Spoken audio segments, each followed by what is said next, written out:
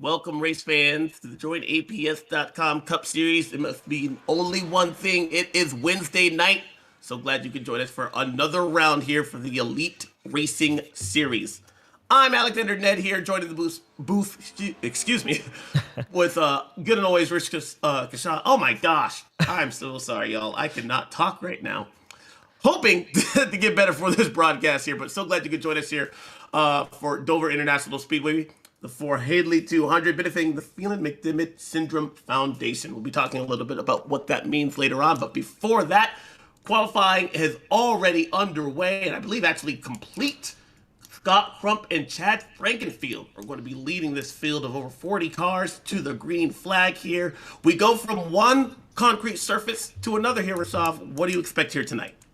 Yeah, one concrete surface to another, but a very different style of racetrack here. It's Dover is almost kind of like this big bowl. It kind of feels like there's always banking, even on the straights. Just a little bit of banking there, I'm pretty sure.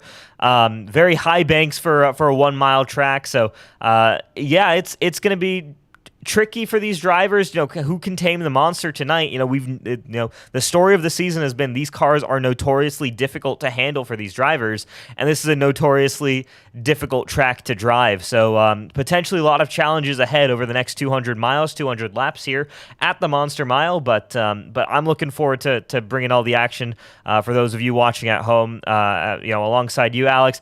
I think we're in for a really interesting race.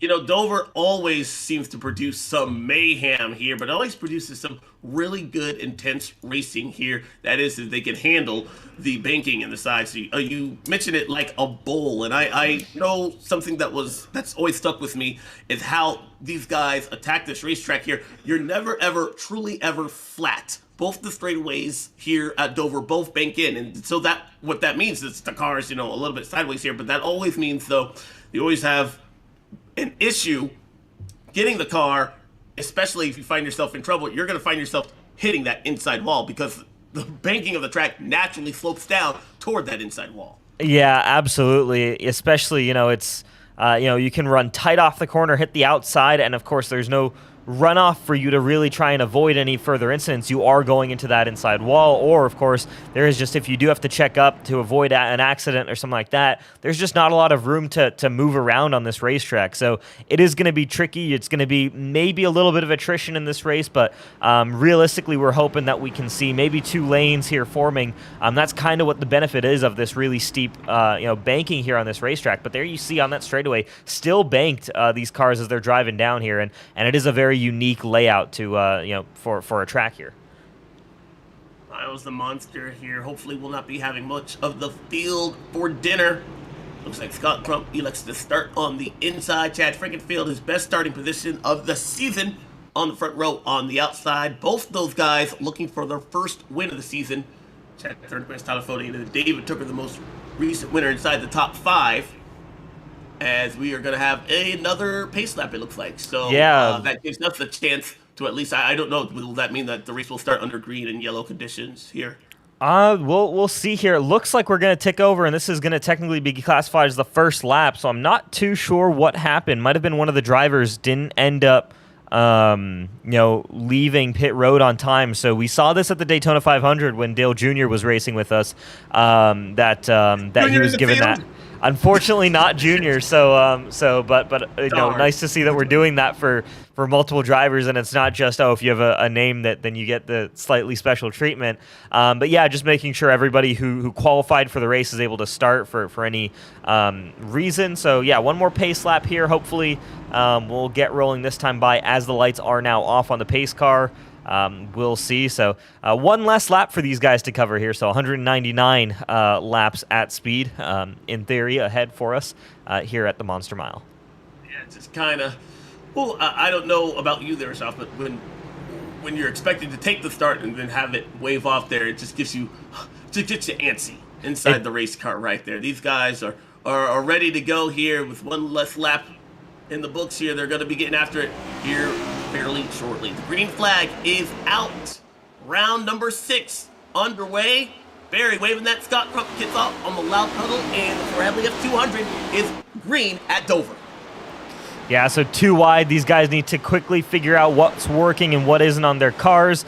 Diving through turns 1 and 2, you can see a couple of guys sticking up top, but right now, definitely the preferred line is all the way on the bottom of that racetrack. Scott Crump then consolidates his lead there ahead of Chad Frankenfield, and these two have already gapped Tyler Fody there, who's up on Chad Thernquist, who had started originally in the 3rd position. So Thernquist, not a great start there. Vincent Isabella up a position on David Tooker as well. Few movers throughout the field so far, but right now the main thing is guys are single filing out.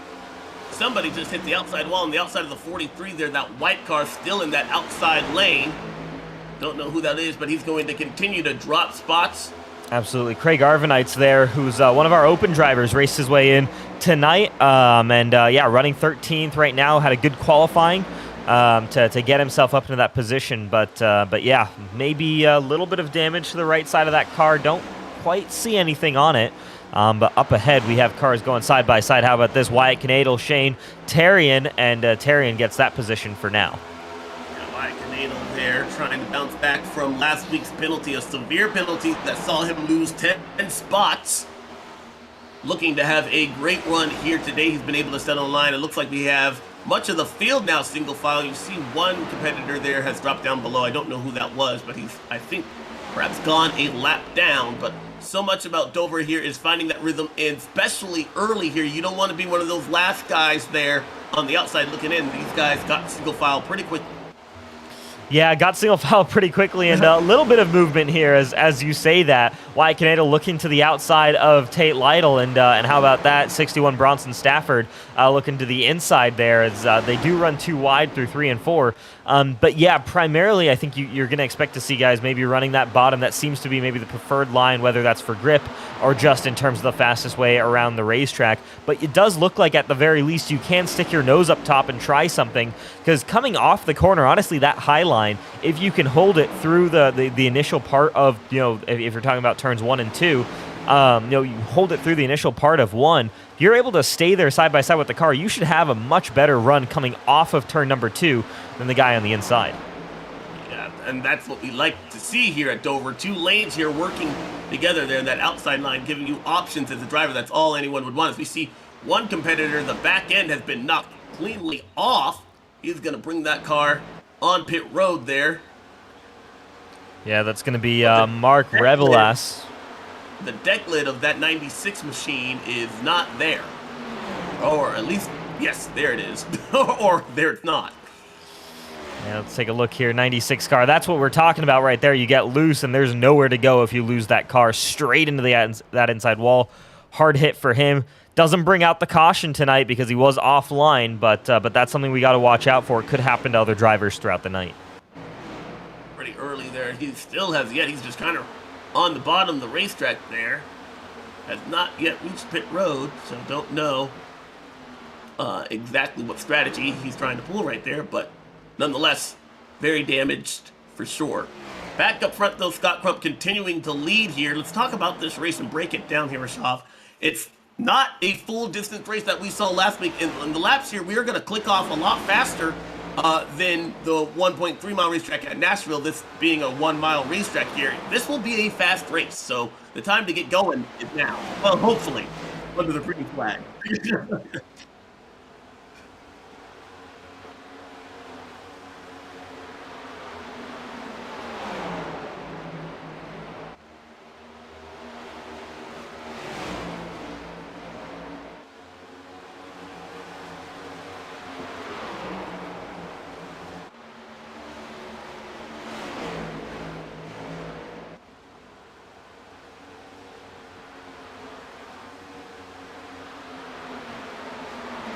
Yellow flag.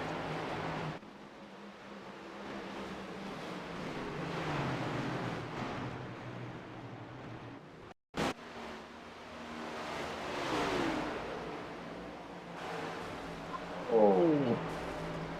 And upside down.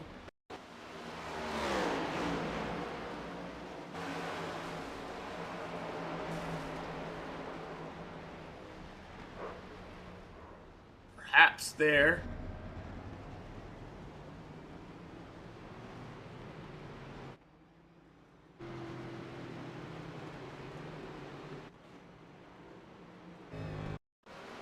Ray. An innocent victim is going to snap around a lot of wheel input just a little bit. That's been the song sung by these drivers all season long about how a little correction like that, the car just gets away from them in the worst way.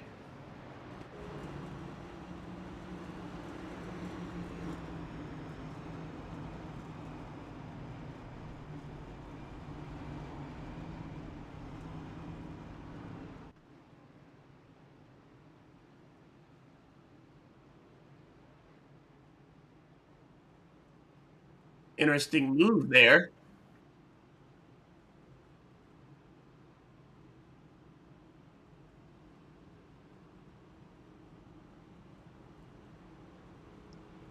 Be interesting to see his climb through the field, and can he keep out of trouble? Being now in the eye of the storm there, you see him stop and get service to his race car there. Working lap 14 of 200.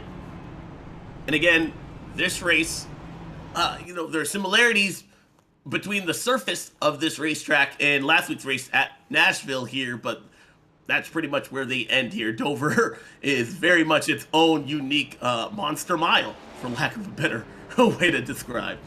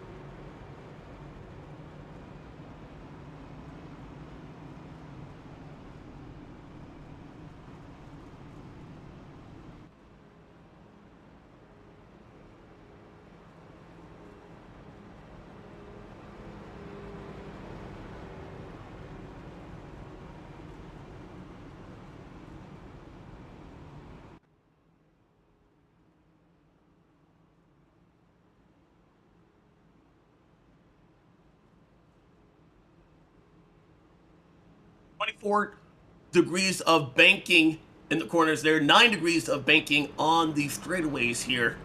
You certainly feel it here from the difference between the bottom, the apron of the racetrack, and the high lane is about 3 stories, which is incredible to really think about.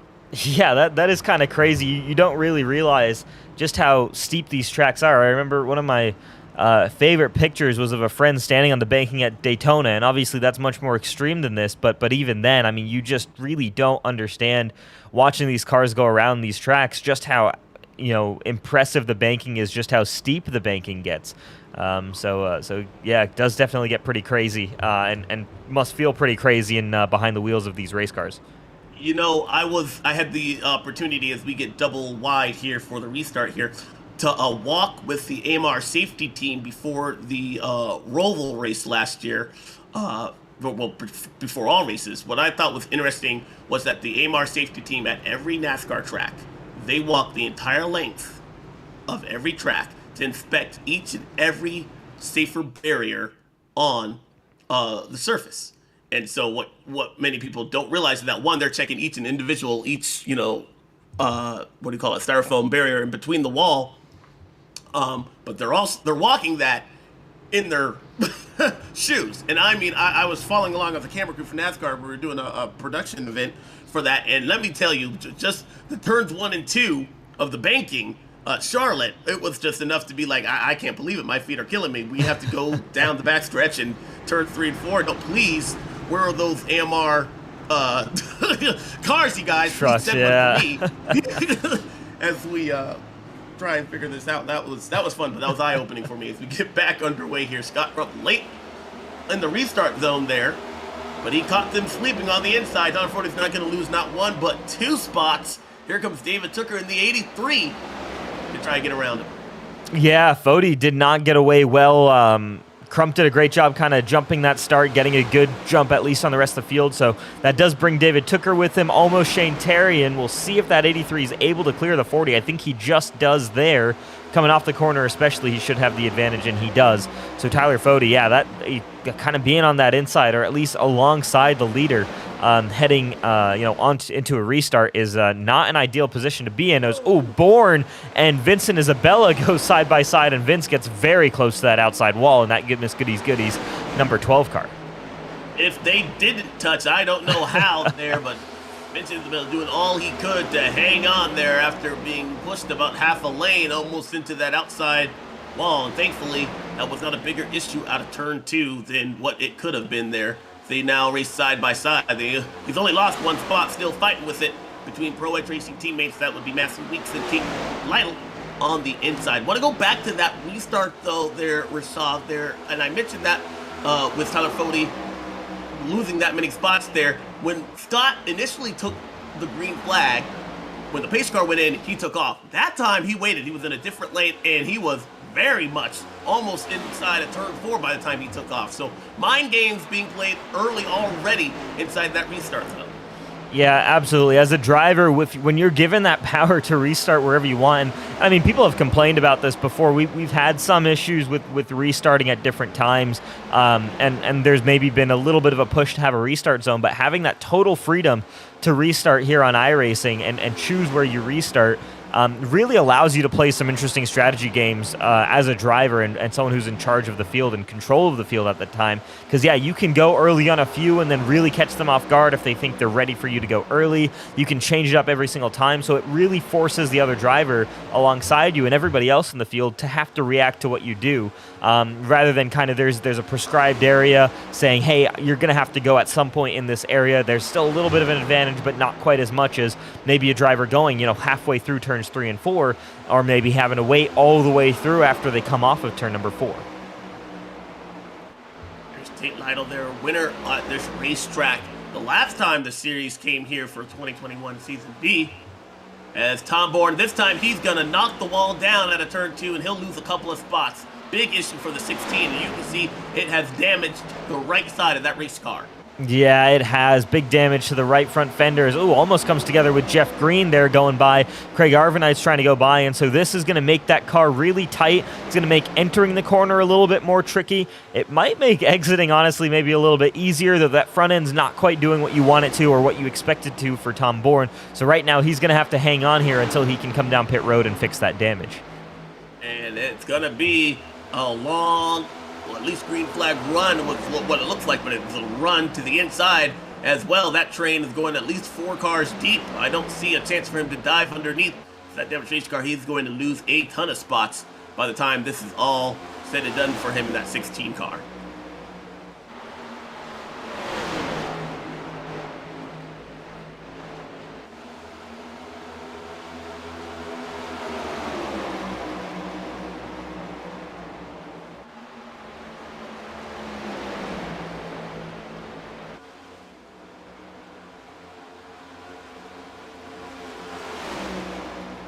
Still outside of the top 10 and has his work cut out for him here.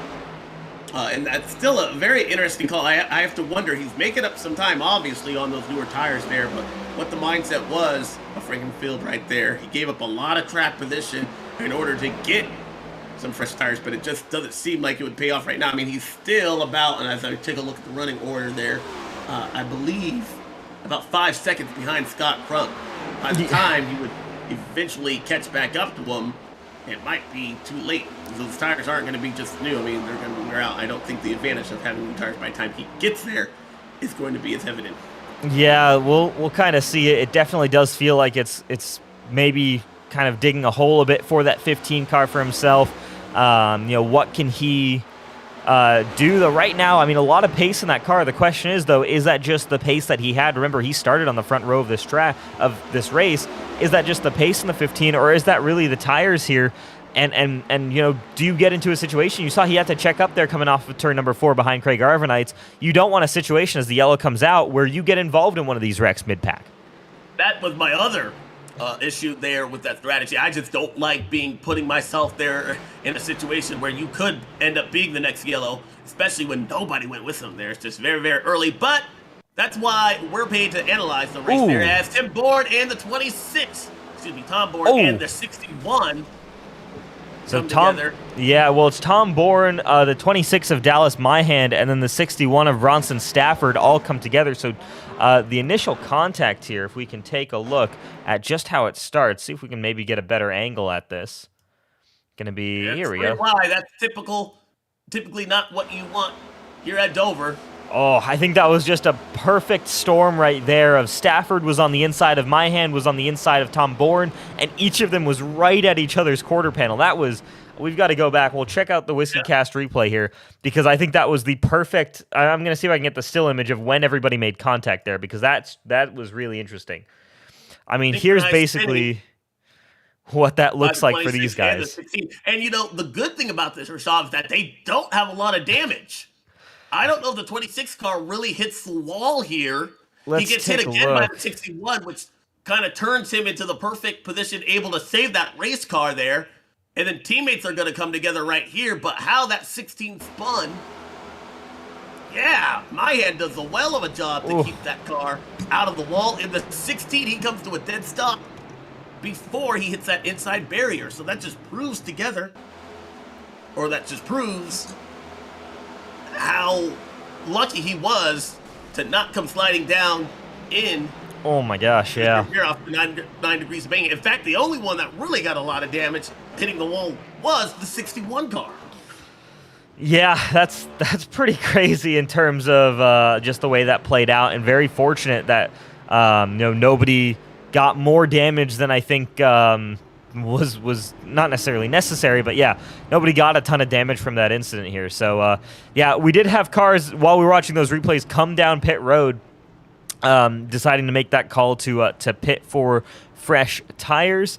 Take a quick look here. Josh Clark and Josh Robin are both out on the racetrack. Clark has not come down pit road quite yet. Robin pitted on that last caution, as did Jesse Rasimus in that number 70 car. And then Scott Crump is the first car out. Of course, was your leader prior to this latest caution. Interestingly enough, Chad Frankenfield, way up the order there. Looks like he might have only taken 2 tires on this one and gained a ton of track position in doing so. Yeah, so he won't be on equal tires as far as the 90 and the 19, but he's regained the track position I believe he would have inherited had he been on the same strategy with the 90. And only these 3 cars who are continuing to stay out. I thought maybe perhaps the 28 or the 8 might be going back down. Pit road is still open right here. You do get a point for leading a lap in this series, so we know the 28 has been able to do exactly that. Question is, does he stay on those older tires? He's been on those tires since the drop of the green flag, as well as the 8 and the 70, and it looks like they are content with being the control cars here for this restart. Yeah, absolutely. So, yeah, it's Joshua front row there. Joshua Clark, Joshua Robin going to lead this field to the green flag by the looks of it. But yeah, really interesting there. The call to stay out by Clark. I'm curious to see how quickly that backfires on him, because I don't think once this season we've seen the choice to stay out on old tires really work for the guy who does it. So unless this is a really short-term call here for Josh Clark, yeah, this is a move that, you know, I understand for the points, but man, it's always tough on those restarts, especially on a narrow track like this. The control car this time is going to be the 28 car. He is going to start on the inside. Keep an eye on when he deems that he can restart this race. Be interesting to note here. With the 8 on the outside in the 90s, he's going to be kind of bottlenecked. He has to respond to the 8 car who's responding to the 28 car there. So we'll see what happens here. Also, if we do get a chance to talk about green flag pit stops here, this pit road, getting onto Dover, pit road here, I believe is the hardest pit road in the entire Cup Series. We'll talk a little bit more about why that is as the green flag comes back out. Leader gets away here. It's a battle on for second. They're side by side as Rasmus gets to the inside. That Toyota Camry pushed by another Camry. That'll be the 19 of David Tooker. Scott Crump on the outside looking for a hole to fill.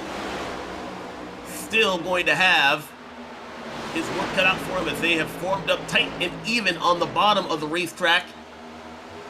But now Josh Robbins going to be able to take the lead away from that 28 car. Scott Crump, he'll change lanes. He gets in front of the 19 car as Dad Frankenfield throws his name into the mix, trying to get back inside the top 5. Yeah, that Crump block there on David Tooker was important for Scott Crump because David Tooker was going to slide through. Honestly, that 90 car didn't really launch too well. It took him about a lap or so to really get back up to speed with these leaders, and now we're starting to see him kind of carve his way forward. Should easily get past the 8 and the 70 car, but yeah, David Tooker had an option, had an opportunity down the inside there to gain that track position and all of the chaos that's going on here on the racetrack, but Scott Crump quickly and decisively making that call to go to the bottom lane, block off that 19 car, and now both of them running second and third, just one more car between Scott Crump and leading some more laps here tonight at Dover.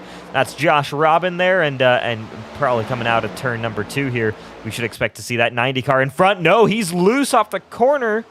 Maybe looked just like it, but he saves it. He was very much loose there as the yellow flag is back out, the third one of the night, just as the 90 was able to grab the lead. Ooh, it's a big Joshua one. Clark It's a big one. has been free falling through the field, and we fear that Miles the Monster perhaps just got served the main course here tonight early. Lap 38. Oh, Jeff Green in front of a lot of them, and it's going to collect the 48 of Nick Massey, last week's winner, heavily damaged. Yeah, Jeff Green there. Here's where the real incidents take place. Alec Balvan's the 24 car. Oh my gosh, yeah. Wyatt Knadel has to roll to a stop here. We see the 9 of Rusty Capel. We see 24. We mentioned Michael Hossack. 6 of Zach Evans was involved in that. A lot of cars involved in that one. We'll see if we can grab everyone's perspective. But we saw from Nick Massey's view there. Let's take a look here. That's all happening in front for Alec Balvans, trying to go to the bottom of the racetrack. What happens to that 5 car? Because he looked like he got some... Oh, nowhere to go. They come to a stop in front of him. Yeah. And, you know, you're traveling out of that corner at 100 and about 55, perhaps 160 miles an hour and coming to a dead stop. If you see just Jeff Green, he may have had help. Looks like he got a push from that 04 car, perhaps. Nick Massey just an innocent victim right there. Then the track becomes blocked. Yeah, all these cars involved in this one. That reminds me of a wreck here, I believe it was in 2014 and also 2008, where 2 cars went spinning, but just how fast you're carrying speed through the corners here, the cars could see the trouble ahead of them. They could not come to a stop, and they just all ran into it. Remember one year, Denny Hamlin came flying into a wreck there, like 10 seconds after it initially started. Let's see if we can find the initial cause of this. It looked like just contact with Jeff Green in that 38 car, or maybe even him getting loose. So we'll take a look and see just what that looks like, and try and use the aerial shot here. See what that tells us. So there's that 38 car. Does he just lose it? He does. Rucker. You're right. Yeah, but it was Jeff Green lost it. But Jeff Green got into him. Yep. Yeah. Harrison Talon does a great job navigating through that hole before it closes up. The 5 car had nowhere to go as well. Those that were about 30th place on back having to navigate through that. Absolutely. Want to ride here on board with one of those cars that was kind of just at the tail end of this and see just what this whole carnage looked like. So this is Bronson Stafford. And you just see this and you're just checking up. You're just trying to slow down this car as much as possible. You don't know what's going to happen. And just makes contact there with the 16. Second time the 61 and 16 have met each other on the racetrack, and not a great way there. Yeah, it'll be an interesting team meeting. See a lot of each other's paint on each other's cars there. Fortunately for them, I suppose they run all the same liveries, so can't quite tell as easily, who hit who. But yeah, I mean, 3 Sky Motorsports cars in that: the 48, the 16, and the 61. I don't remember who else from Sky Motorsports would be involved in that. No, Shane Terrian was not involved in that, I don't believe. He was ahead of that incident as it took place, yeah. I want to ask you there, Rasaf, as a wreck is breaking out in front of you, what is it like, listening to your group? I know these guys are all in teams. They're in Discord chat. They're talking. Is everybody kind of yelling at once? What does the iRacing system, do to alert you that there's trouble ahead? So iRacing itself doesn't do a ton for you. There might be some apps for like more advanced crew chiefs. I've never used them. So when a wreck's taking place, you kind of get a very short notice of just like, I don't even know. Like maybe it'll just say there's a slow car down low, so go high or something like that.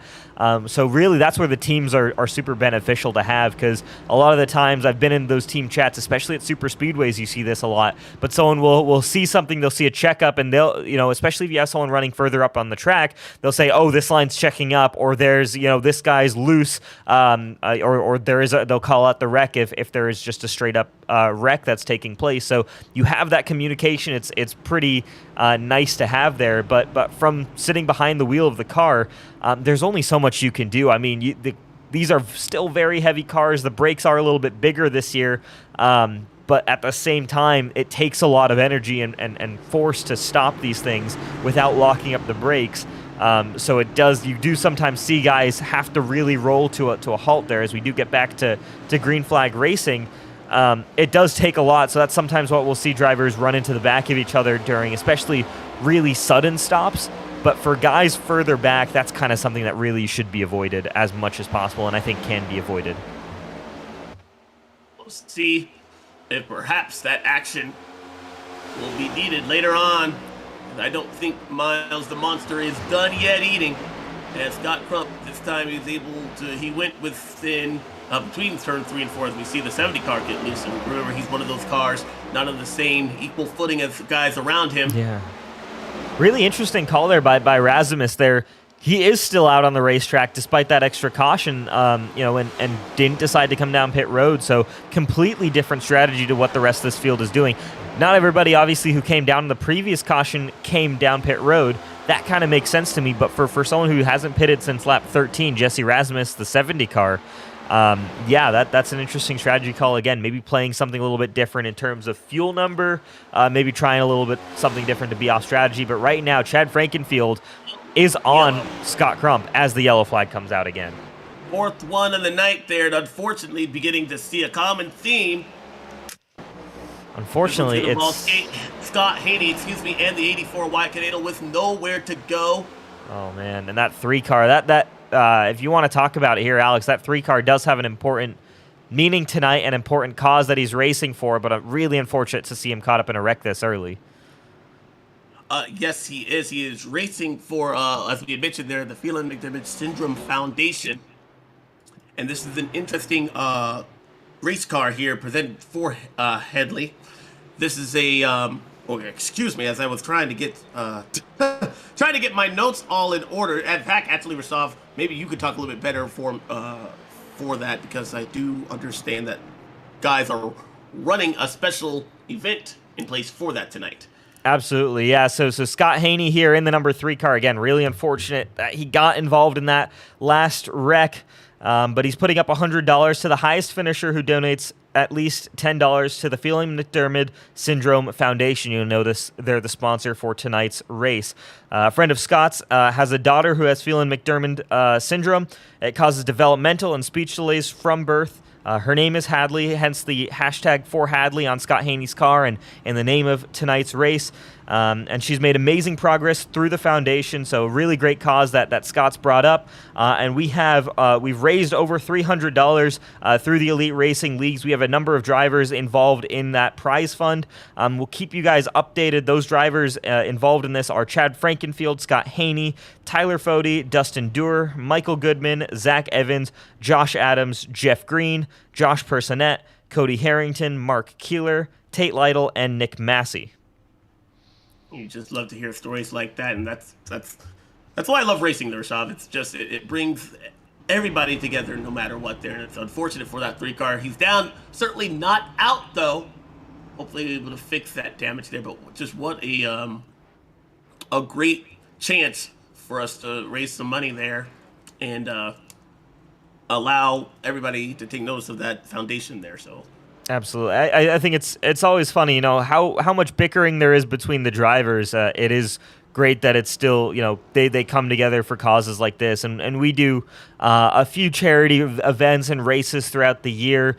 We always race pink banners in October, that kind of stuff, and have a lot of, race funds and donated causes and things like that. Drivers are very active in that respect in terms of bringing awareness to different foundations, and the philanthropy actually within this league for amateur sim racing drivers is actually incredible. And so awesome to see. Really absolutely shout out to Scott Haney for bringing this up.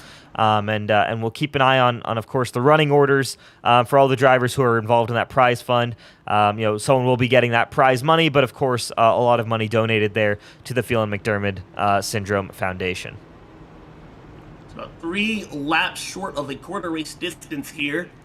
Scott Crump the leader here, but interesting enough, Chad Frankenfield, they've had different strategies, but they find themselves side by side, just like what we saw at the beginning of the race. Yeah, back side by side, the teammates there, Scott Crump, Chad Frankenfield. They've got David Tooker now restarting in third. Tyler Fody is still up there. He's had a solid night as well. Chad Thornquist, haven't really talked about him much, but he's more or less been inside that top 5 all night long as well. So definitely these are kind of our main kind of protagonists. Shane Tarian as well has been hanging on there.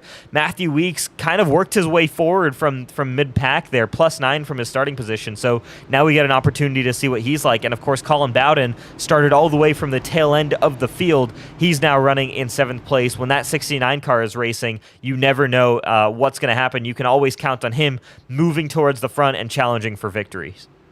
Just behind him, last year's reigning champion, the 56 car, Peyton Lytle. I mentioned his name because this race last season, he really wasn't that much of a factor right up until the end.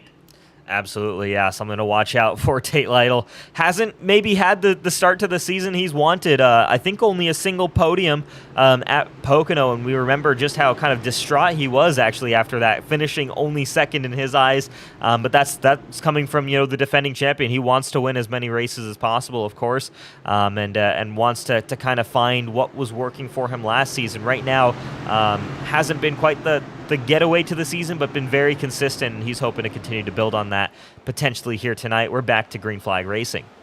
And this time a much better side-by-side start from the 15 of Chad Frankenfield. He'll get tucked back in line behind his teammate as Tyler Fody is able to get 3rd place away from David Tooker, but that was a much more even restart that we saw. Chad keeping an eye on his teammate there.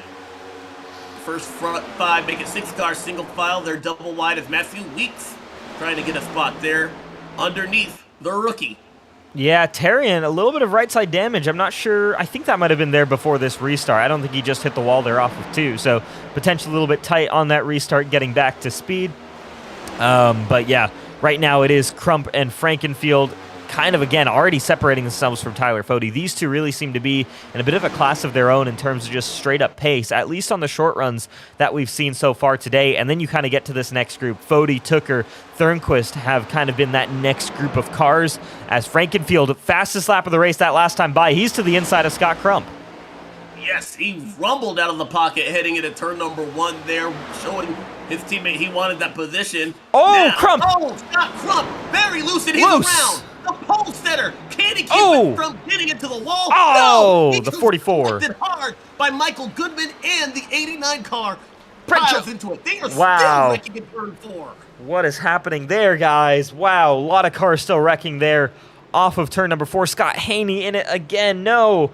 The 3 car, we saw the 61, it looked like. He barreled into that.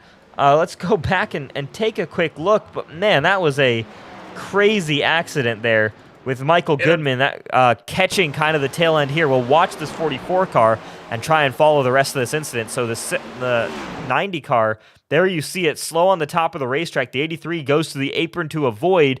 Michael Goodman makes... Yeah, I guarantee you, he just had no idea there was a stop car, and that goes back to what I was trying to say. As you see the 89 car spin into it. But here's where you guys know where trouble breaks out. Oh, Rebel Ass smacks into that 44 car. And then he goes down to the racetrack where everybody else funnels through, and that's what clogs up that portion of the racetrack. Nick Massey once again involved. Scott Haney. Rebel Ass. Man, Scott. Sideways and preventing that path from being traveled by all the cars, avoiding the 90 car. It just really collected a bunch of them here. Yeah, I told you Miles the Monster was not done collecting race cars yet. This is lap 50. Absolutely. This has been pretty crazy there. So there's that wreck. Bronson Stafford tries to avoid, but the 89 car is right there in the middle of the racetrack. And yeah, I mean, Brent Jones locked it down, but man, that's such a precarious position. There's not much you can do there. Scott Crump, ironically, I think he gets off the cleanest of anybody in that incident. He was broadsided pretty hard. I don't know about the damage to the right side of that race car. A little bit to the right side there, yeah. But there were some pretty heavy licks there. You know, especially if you look at Goodman, you look at Rebelas. That car is pretty much done. You can see the smoke pouring out of it. You know, Brent Jones with the big damage. Justin Dewar looks like he had to tow back to pit road. Bronson Stafford did as well. Mark Keeler with a little bit of damage in that. Actually, quite a bit of damage in that '08 car. Yeah, geez. Nick again, Massey was one of those big ones. I feel for those guys, certainly Michael Goodman, because he just had no idea that 90 car was coming to a stop. He was so much traveling in the corner. That's just how fast things happen here at Dover. Yeah, let's see if we can grab that on board with Michael Goodman. Just get an idea, because it really was just completely out of nowhere for that 44 car, wasn't it? I mean, this wreck is happening. We know that Scott Crump's in trouble here. He doesn't. And, yeah. I mean, Scott Crump's doing all he can. One, not to come back into the lane of traffic, the line of fire practically. But there are other competitors just behind that just do not get that memo. And 44 car was the first one on the scene. Yeah, absolutely. So Scott Crump rolling around right now. He's gone down a lap, I believe. Actually, no, he's still on the lead lap, so he maintains his position on the lead lap of this race. Rusty Capel sitting on pit road, or actually just exits. Michael Goodman, though, still sitting on pit road. Scott Haney still, or now out on the racetrack again. Good to see there for the 3 car. Nick Massey, though, on pit road. Rebelas, Stafford, Jones, Dewar, Keeler, all sitting on pit road after that big incident. Goodman also, adding insult to injury, he was one of those cars that you had just mentioned there for the Phelan-McDivitt Syndrome Foundation. He was in that running to try and get one of the top finishers here. I don't believe he will have a shot at that now here tonight, that car. Yeah. Unfortunately, yeah. I mean, going through that list, that's Scott Haney, Dustin Dewar, Michael Goodman. We're all involved in that. I mean, in terms of other drivers, Mark Keeler was involved in that. He was on that list as well. Yeah, just, I mean, has not been a good night for these guys. To add any, just drama, but I am an analyst for a TV network. This is what Chad would pay me to do so. But it was a move made by Chad to get around that 90 car. His teammate, to try and get there, you have to wonder, was that move perhaps necessary? He, in his mind, and as a race car driver, why not? I mean, his move made it clean, but it just put that 90 car in a position of perhaps he just wasn't used to being that high, and where he found himself in trouble. He just simply got loose there, and you have to wonder, had these guys been together, perhaps had a plan just to be ride it out more, separate the pace, would we be talking about a 1-2 finish for that team versus several cars now heavily damaged as a result of that one mistake by our pole sitter? Potentially, yeah. I mean, Frankenfield definitely had a chance to go to the inside there, and I see why he took it. And you know, there may be a bit of a discussion as teammates afterwards, but the way I see it is Crump did have to go to that higher lane to you know, because Frankenfield took the bottom, but that shouldn't mean that you're spinning out quite there. I think it was a situation. I think you kind of touched on it. Was they didn't know that, maybe Crump didn't realize that, hey, maybe I shouldn't fight this one. Like, let Chad Frankenfield go by and we'll continue to work together here. He kind of fought it. He pushed a little bit harder on that top lane to try and stay ahead of the 15, and that's what caused that accident. Well, one teammate's loss is another teammate's gain. The 15 car, Chad Frankenfield, now your leader. He jets out to about a 0.3 of a second lead in front of Tyler Fody in that 40 car. David Tooker in the 19 trying to follow in hot pursuit. And 0-2 in the 69 car, rounding out your top 5. as we are back under the green flag here, working lap 59. It'll be 60 on the board next time by. Yeah, so everybody's single filed out right now. Fresh tires, or no fresh tires. Everybody's still on that original set of tires, but still putting in personal best fast laps of the race, which is really interesting. Pretty much everybody inside the top 10, except for Tate Lytle, actually put in their best lap of the race that last time around. But yeah, guys are just kind of going for it right now, but also single filed out. Chad Frankenfield already extended to a 7/10 of a second lead. That 15 car and 90 we knew were both fast, but right now Frankenfield, now with clean air in front of him, is really gapping Fody, Tooker, and Thornquist. The top 5 really has not changed since the drop of the green flag, but one person that's been added to it that started deep in this field. How about that 69 car? Colin Bonin has gained 34 positions since the drop of the green flag. Now he only has 4 cars left in front of him, and he is coming fast. Yeah, absolutely. It's we'll see this right now. You know, guys have got some good pace all throughout the field, but I think there might be a little bit of talk about maybe just running single file, at least up front here. Side by side, this is the first battle we've got in the field, all the way down in 15th and 16th, and that's Robin and Talon going at it, and now Wyatt Canadal looking to the inside of the 23 of Harrison Talon. Wyatt Canadal had some damage there in the Scott Haney incident there. Looks like he's been able to remedy that. And now, setting his sights forward there, he just passed the 23 car, and that was in position to be in the 16th position, trying to crack the top 15. Also, look at the 16 of Tom Bourne. Well, it's so long ago that he was sitting sideways on the front stretch there after contact with his teammate, and now he's trying to rebound there. He had a good running position and starting position, to begin the race. I believe he had at least inside the top 12 or so, but again, yeah, that earlier issue sent him down. Oh, yep, so it was top 10, but he had that issue there, but now trying to bounce back, and he's doing a good job so far. Yeah, he really is. Still some good pace in that 16 car as he slides by Robin and should now slide by Wyatt Canadal. Take into account, though, he does have 20-lap fresher tires than these guys, and that could be part of what we're seeing here is a little bit of that tire wear starting to take effect for these guys back here. But, I mean, at this point, track position is track position, and I am kind of surprised that fewer people took fresh tires outside of guys who were involved with just wreck damage. And I was unable to get exactly what the tire allotment was for tonight's race.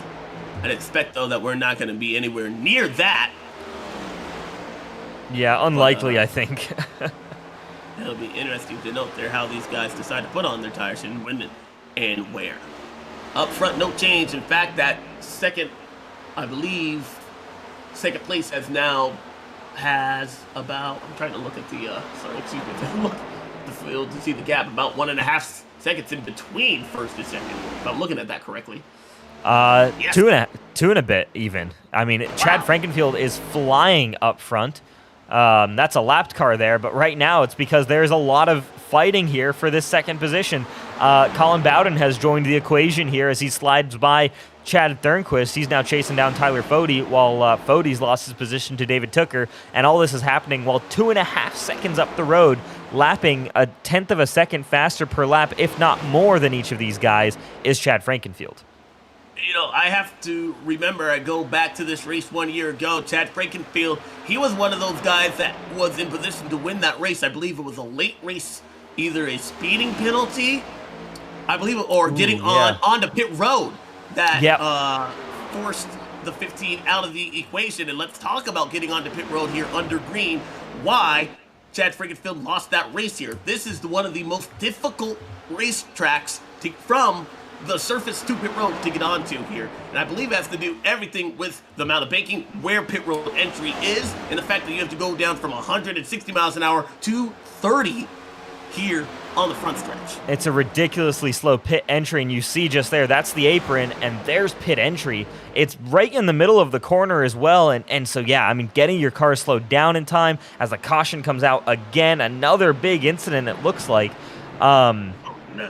But yeah, I mean, just it is a difficult pit road to get onto, but I'm seeing quite a few cars involved in this one, and yeah, 3 wide. That's gonna cause. We were just talking about the 16, the 23s. on his Oh, side. The need of Josh Robin. A that's 4-car jam session on the end of the backstretch. yeah. So there's Alexander Gray. There's this big, just 3 wide coming out of 2 isn't going to work. So there's the 16 around, the 23 up against the wall. Oh, who was that? That's the third or the 94 of Kendall Noah Player. 16 we mentioned. Man, who else? More than 4 cars there.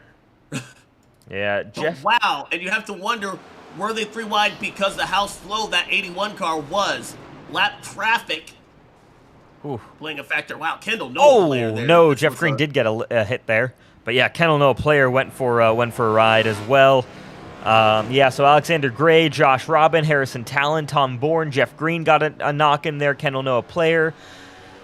Excuse me, all involved in that one. I'd like to go back to perhaps the 81 and take a look to see kind of what set that off. Were these guys trying to avoid that car? That car was very slow. I noticed that there a couple laps beforehand when the leaders had to get by. They were able to do so. But these guys, they were racing for position side by side.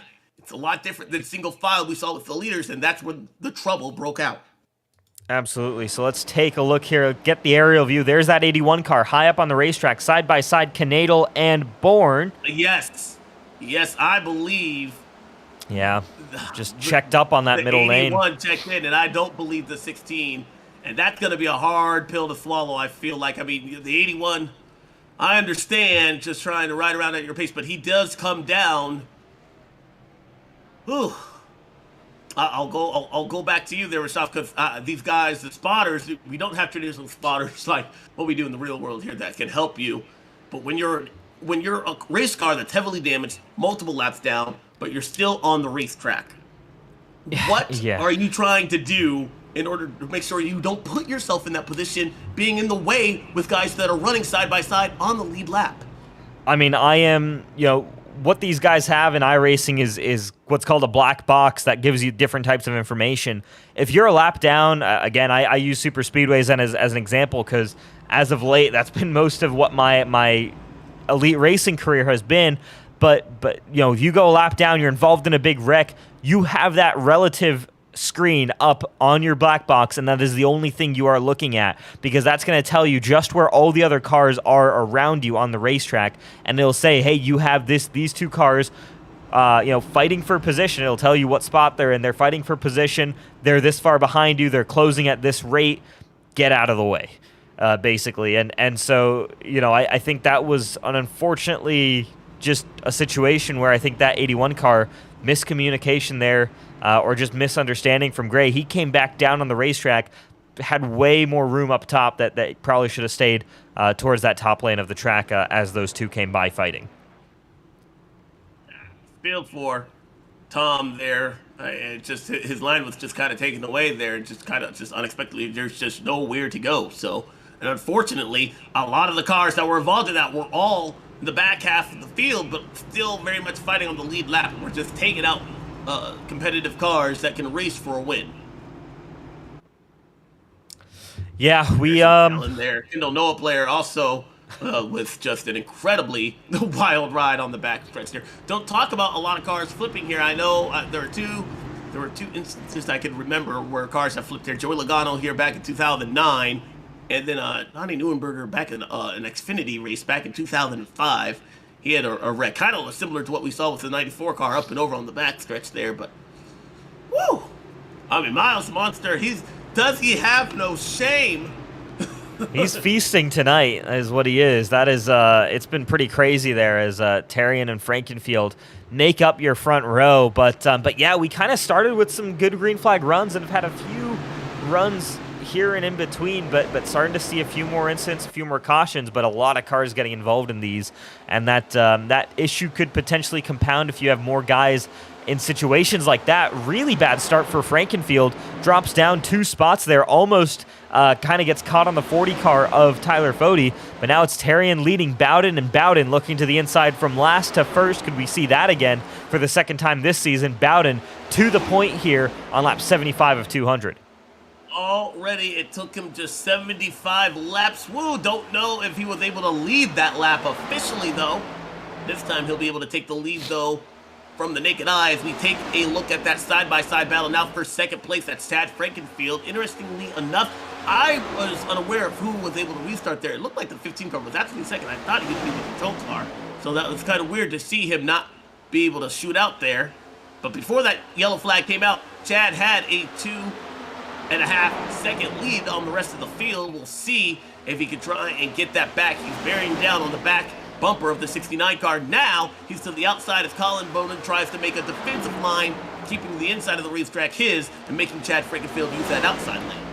Yeah, I think what it was is as we were all in replay, most of the leaders did come down and refresh tires except for Shane Terrian. So he was, in fact, the control car there. Okay. But of course, on old tires right now, and you can see this slide now for the 83 car is all over the place. Who is that slowing? It's Frankenfield. Slowing on the back straightaway. He made contact with the outside wall. Yes, he does. And another moment in this race going to be replayed here for you on the Whiskey Cast replay here for a Sky Motorsport team. Take a look at Chad Frankenfield in the 15 here. Yeah, Frankenfield White Lightning number 15 car there. What happens? Just loses it. On the apron, just a little bit. Okay, so no damage there. Just loses the... Oh, as the car goes hard into the wall outside of there. Who was that? Outside of that frame right there, he was in back of the pack. It might have been Jeff Green. I have no idea. I want to kind of maybe head back to the Whiskey Cast replay. See, I didn't see that second car back there. Yeah, we are still under green, but man, we got to figure out what's going on here. That was the 5 car, I believe, of Alec Balvans. We'll take a look at that here on the Whiskey Cast replay. Same kind of issue as Chad, except he doesn't quite get away with it that Chad did. Yeah, Chad did a well of it. I think that you could just go to appreciate the save that 15 car had, because his night could have been gone on that lap. So there is still damage on that 15 car. I don't know quite where that came from. Was that... There wasn't contact earlier. I don't think he made contact with the 90 in that big wreck when he passed Scott Crump. So the right side damage to the 15 car, that was there when we saw it in the replay. But yeah, he has fallen all the way back to 16th position. It's kind of having to dig himself out of another hole here for Chad Frankenfield. This time, though, doesn't have kind of that 15-lap tire advantage over the rest of the field. Or does he have a clean race car when he had clean air just a moment ago? Man, how quickly things can change for you. The blink of an eye. That's why you never want to miss a lap here. JoinAPS.com, Cup Series. Things always changing, always evolving here tonight, especially. 69 car, though, up front. It's a 5-car breakaway at the front of the field. And look who's been able to edge himself closer inside that picture there. The last winner here at Dover, that 56 car. Yeah, Tate Lytle now very much involved in this. You've got 2 Chevrolets leading 2 Toyotas. In fact, 2 Toyotas there. Pro Edge teammates of David Tooker and Tate Lytle running 3 and 4.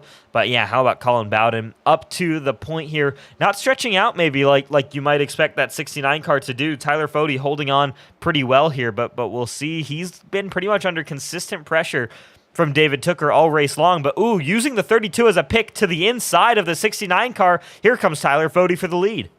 It's why our voice always goes up an octave and our breath stalls out as they go around lap traffic here. Tyler Fody trying to use that to his advantage. And here comes Daniel Martinez in the 33. He'll take a look underneath the reigning champion on the inside. Yeah, and he's got a teammate behind him as well. Both fueled up racing cars for Martinez and then Trevor Elam, except Elam now gets passed by Craig Arvanites, who's having a great day as well, that open driver in the number 43 car. So movement all over the place here, but very tight fighting there. Maybe contact there with the 56 and 43, or Arvanites just scooting out of the way to avoid that potential contact. Casually arguing over real estate there at just about 160 miles an hour here, folks. Nothing to worry about here.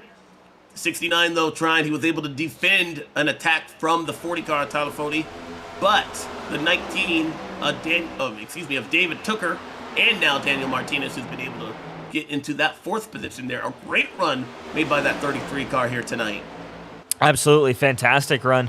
Martinez finding something with this racetrack, with this car right here. Haven't really talked about him much this season at all. He's, I think, had a little bit of bad luck there as well, and just Hasn't been able to piece together the car or the tracks that we've gone to so far, but really liking something about this next gen car around this racetrack. This is not a strategy play. He's on the same pit strategy as everybody. This is a great run here from a driver who started all the way back in 28th. I also want to give a shout out to that 29 car there, Trevor Elam. He's had some bad luck as of late. Has not had the type of season early on here for 2022, but right now he's inside the top 10 and he's looking for another spot underneath that open driver car, that 43. 46 car. Oh, sorry, excuse me. The 29, yeah, taking a look underneath that 43 car. Looks like he might have the position as Arvinite goes high. All but scraping the wall. If he didn't. Yeah, I think he just missed it. He just missed it there, but there's already damage on the outside of that 43 car, so it is a little bit tricky there. It's still side by side there, but this time now with Joshua Personette in that number 18 car.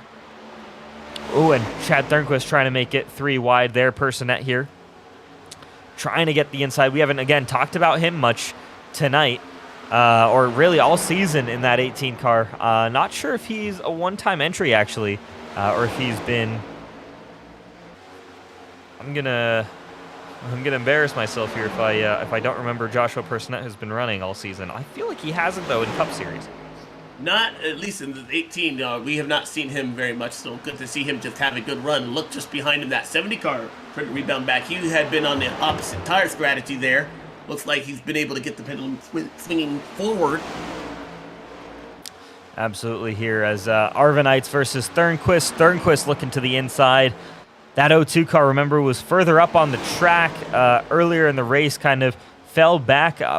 Believe he got checked up with that Scott Crump incident and lost some track position. I'm trying to remember here. Or did he get loose on the bottom there? A lot of those wrecks kind of blurring together there, but I do remember that 02 falling off for a little bit, and but he's back kind of in the equation here. As up front here, second position now between Tyler Fody and David Tooker, a gap of about 0.6 of a second up to Colin Bowden. Tooker, I think, has felt faster than Fody all night long. I don't know how much so he is. It really is a very slight pace advantage I think that Tooker has right now. But, is it the fact that Tooker's being kind of held up a little bit by Tyler Fody? Does he think that he can go and chase down Colin Bowden? It doesn't really matter because Fody's job here is simply defend from that 19 car. Might be too early to talk about pit strategy and tire strategy here, but I do believe with Dover how they run here. I believe the window is about 90 laps to 100 or so. I believe they can make it. I wish I had that telemetry. That should have been something I asked for beforehand. We'll get that for you guys there, but I don't believe the window to make it to the end. It's kind of long here. Yeah, it is long. It's a short track. You're off throttle for a reasonable amount. I mean, you're still kind of holding onto the throttle, but you save quite a bit of fuel in doing so, and I think the short nature of the track certainly helps there. But yeah, we're definitely a long ways away. We can probably make it at least to 3/4 distance, lap 150, before even thinking about pitting. Potentially even further than that if these guys pitted here on lap 71 most recently. Without a yellow flag, we're already looking at what would be the one and only green flag pit stop we would have here tonight. So not a lot of action going to take place on pit road if the green flag continues to stay out here. These guys will only have one more shot at perhaps making their car better and not making a mistake if this thing goes green. That's a big if, though. A very big if. It is a big if. So far, all pit stops have taken place, or at least scheduled pit stops have taken place under caution, caution conditions. So nobody's really had to play with that or really had to work with that dangerous, or not dangerous, but tricky pit road that we talked about earlier in this night. So would love to see the opportunity. Maybe a little bit dangerous, yeah. Martinez just scraped the wall at a turn 4 there. Looks like he'll have no harm, no foul as we, man, these lap cars, they're mangled. They're all over, yeah. They're all but coming to a complete stop. You see Jeff Green. Jeff Green's season just has not been good at all. Yeah, at all for the 2000 Xfinity Series champion. It's been really rough. I think just a combination of bad luck, and I think he hasn't been exempt from some of the difficulties of really understanding this new car. It has been genuinely difficult for everybody, including a real life champion of the Busch Series, but has finished 3 of the 5 races we've had so far this season, and very few of them have been finished in, or actually none of them. Excuse me, one of them was finished inside the top 15. So, he's had solid starting positions, twice inside the top, 3 times inside the top 20. But the finishes just haven't been coming for that 38 car. So he's hoping for maybe some better luck. A lot of incident points though. So he's just kind of been caught up in maybe some other people's messes throughout the season. So just before that there, Daniel Martinez, who had scraped the wall, he's now fallen back to the 5th position there. Tate Lytle's been able to get around him. We are just past the halfway mark as well. Want to know where our front row is. They started on the front row. Where they are now, Chad Frankenfield, he is rebounding up to the 8th position there. And I believe he might be the best competitor we have to try and knocking off Colin Bowden here. However, the 90 car, Scott Crump, our pole sitter, well, that is a story that unfortunately is not going to have a happy ending for him here tonight. He's trying to he's making some pace, but definitely not the pace he had in order to start on the front row there. That car very much heavily damaged after being hit by Michael Goodman hard in a wreck that took out a good 5 competitors, beginning in turn 4 and ending with at least 6 or 7 of them wadded up there at the exit. Absolutely, and what we just saw, or we're seeing right now here, Scott Crump getting lapped by the leaders. So that's kind of making a bad day worse right here, because now he's going to need a lucky dog or wave around, stay out on the next caution or next pit, or next cycle there to get that lap back, or hope he's the first guy in the lucky dog position right now. But I think Bowden's going to be coming up on some more laps cars here pretty soon. He already has. That's Alec Balvins ahead of Crump there on the racetrack. So already Crump out of the lucky dog position. Needs to race with that 5 car for it, and that could be maybe a little bit tricky there with the damage on both of those cars. That's why you're seeing these guys. I mean, we talk about these lap cars. I mean, they have every right of being on the racetrack, just like these guys that are competing for the lead. Every position is a spot. You never know when that point could benefit you later on in the season here. But it's certainly tough. It's not fun. It's why you say the racing, it might be virtual, but the emotions are very much real. And I can't imagine they're just trying to log laps here with less than 100 to go here. That's just not going to be fun for any of these guys. But you never know. We have a big issue. Somebody that could be, 16 laps down could gain that spot, and that could, propel them into the playoff grid. So you just never know. You don't want to give up. Yeah, absolutely. And this kind of, the point system, you really have to credit the point system here that we use, and that very similar to what real life NASCAR uses, in that, every position is a point, so it forces you, it convinces you to say, hey, if you're out there racing for a championship or a shot to be in the fight for the championship, yeah, absolutely, you're going to keep your car out on every race, until somebody in iRacing or your race engineer tells you, hey, man, this thing won't start. It won't move. Because, you want to log every lap, because who knows what's going to happen to other guys, or if somebody's going to leave the race and stop racing later on, and you can pick up those laps that they lost, gain 1 or 2 spots. That's the difference. We've seen that time and time again. It comes down to 1 or 2 points, when you're fighting for a championship. That's just how tight this series gets. So yeah, absolutely stay out, run as many laps as possible. It sucks because you're not racing for a win, but you're racing for every position you can get, because those are going to be points that matter in 5-6 weeks time. Man, hard to believe that we're really hitting the halfway point of the season here already. That playoff grid, although not win in your in type mentality that you have to win in order to get there, but as we mentioned, so much emphasis on having a good run, getting those points no matter what.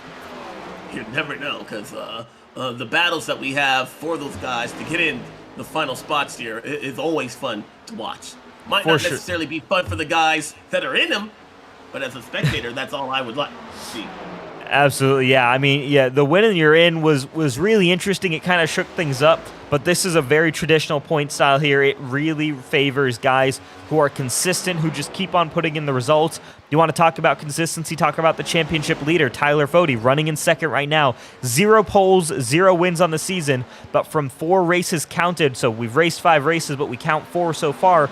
All of them have been top 10s. 3 of them have been top 5s. For Matthew Weeks, he does have that win, but only has 2 top 5s versus Fody's 3. You're seeing here consistency really, really, really makes a difference. And that's what you see at the top of the points table. And these are the guys right now who are fighting for a championship. It's guys who have just kept their noses relatively clean throughout a race and kind of stuck with it. I mean, Michael Goodman, how about that? Running 10th in points right now in the Cup Series with 112 points there. Only 1 top 10, but he's been consistent in finishing and getting results. Unfortunately, tonight might not be one of those nights that favors, that favors Michael Goodman, as we already saw that night end pretty early there, down in 36. That car is done. Yeah, that was unfortunate for that 44 car. That was just bad luck. I'd love to. I wish we had the ability. I know Dave, he's not here tonight. He's usually able to listen in on the driver radio and just certain teams to hear what was said during that wreck. I would have loved to hear both from Scott Crump what he had to say during that, and then just listen in to what other drivers had reacted to that there. Unfortunately, not going the night for Michael Goodman. He has some good company in the back of the pack there. He's not the only one. Miles the Monster, he does not discriminate. He really does not. This battle is really heating up here between Tooker and Fody. Tooker had a couple laps ago an opportunity on the inside of the 40 car, wasn't able to capitalize and get by him, but he's still right there on the back bumper of Tyler Fody's car and chasing him down. In fact, let's ride on board here, get a view of inside the car, inside what it is like to drive around this Dover Speedway. Yeah, let's take a look here. I wish you guys could feel exactly what this was like there, because I'm telling you, the G-forces here at Dover are, I would imagine, just throwing yourself into the corner at 160 miles an hour there. 24 degrees of banking trying to catch the car before you never truly, again, flatten out. 9 degrees of banking on the back stretch and the front stretch there. Always looking sideways there. Yeah, I mean, surprisingly and impressively, very minimal input here from David Tooker, and this is smooth driving right here on a very bumpy surface. He's doing a really good job. Very little correction. A little bit, that, like you mentioned there, a little bit of that sliding kind of nature here off of turn 2. We'll see maybe a little bit of a correction, but actually does a really good job again here. Coming off the corner, David Tooker very smooth with his inputs, and that's how you're a fast race car driver, even on on a rough surface like this. So we're less than 80 laps to go here. We expect these guys to have to go down one more pit stop in the books for these gentlemen. As we see Tyler Fody and David Tooker are going to have to navigate more lap traffic. Rusty Capel yielding a position. Let's see there, Rashava. We don't have that information to know when that pit stop might come, but when was the last time these drivers were on pit road? Last time these guys were on pit road was lap 71, so just over 50 laps ago. There were 1 or 2 cautions in there. It might have just been the 1 caution, actually, in between 71 and now. Maybe 2. But yeah, so tires, 50 laps on tires, 50 laps of fuel. I'd assume these guys are going to try and go and use up a fuel load, but if it is 100 laps of fuel that we think these guys are able to get, or close to, you'd be pitting there maybe around lap 170, lap 171, and that's a pretty short run to the finish. So maybe guys trying to split it evenly if they think we're going to get a long green flag run here. But with the cautions and the way they've fallen tonight, my guess is you're going to want to run this tank dry and pit as late as possible to ensure that you don't run yourself down a lap. It will be interesting to note when these guys do go on pit road as well, because if they do go down underneath the green flag, with how slow pit road speed is, 30 miles an hour, you're typically looking at going down 2 laps before everything cycles through. So when you're on pit road, you're really, really hoping that a caution does not come out. It could trap you here very quickly. It absolutely can. So as we take a look at the 19 and the 40 battling long, there's Tate Lytle, another Pro Edge Racing teammate there, trying to defend that racing win he had last season. As we had mentioned, we haven't talked much to the reigning champ there, only once this season for Tate, but he's looking like he's keeping his nose clean. He's just one of those guys that you can never really ever truly count him out. I don't write him off. He's not at the finishes here in this next card that I think he would like, but you can never count him out. I very much believe the conversation, once it begins to talk about championship time, that 56 car will be very much in the mix. Yeah, absolutely, it will be, and yeah, obviously he wants race wins. That's what he's racing for. That's what he's trying for. But trying to also just be more consistent. It has been a little bit of a rough start to the season, not just in terms of missing out on wins, but just results in general. Tate Lytle, only 2 top 10 finishes, but every time he's been in the top 10, he's gone on to finish inside the top 5 as well. So it's more just been a situation of being caught up, I think, in the wrong place at the wrong time and kind of falling a little bit further back. In fact, every time he's been in the top 10, he's been in the top 3. So it comes down to just finishing races right now, unfortunately for that 56 car. Just outside of that top 4 are a couple of Chads. They're separated by 2 seconds there. The first being Chad Thornquist. He's running along the 0-2, and then Chad Frankenfield, the outside pole sitter, about 2 seconds behind him. He's making up some time. Will it be enough, though, to catch that 69 car?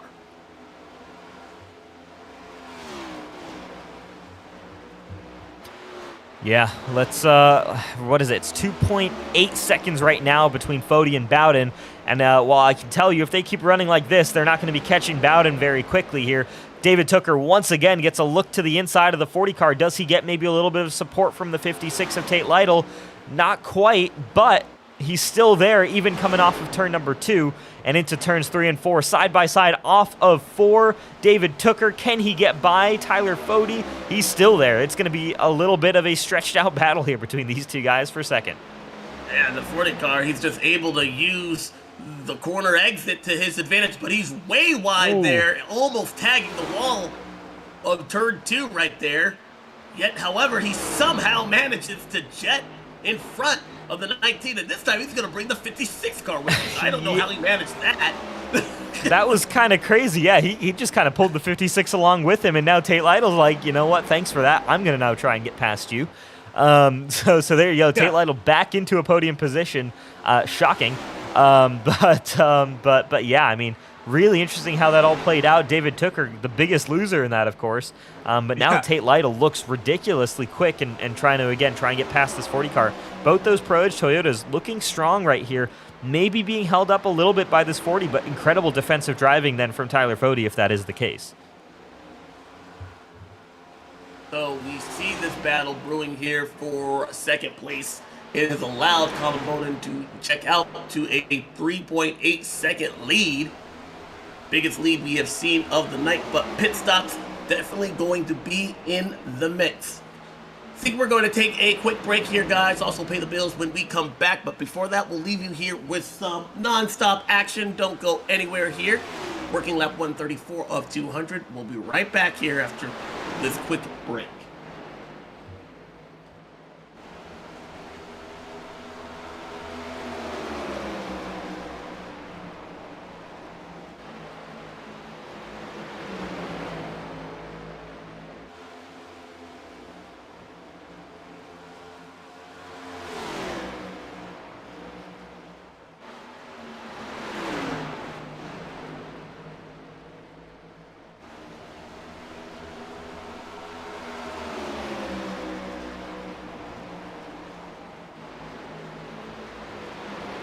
As you continue to follow the action here at the Fort Hadley F200, benefiting the Phelan McDermott Syndrome Foundation here at the Monster Mile. The caution flag does come out, and as we sort out the replays there, we do want to, of course, shout out our premier sponsors here at the Elite Racing League, C2 Freight Resources, Blue Egg Marketing, and Powerhouse Recycling.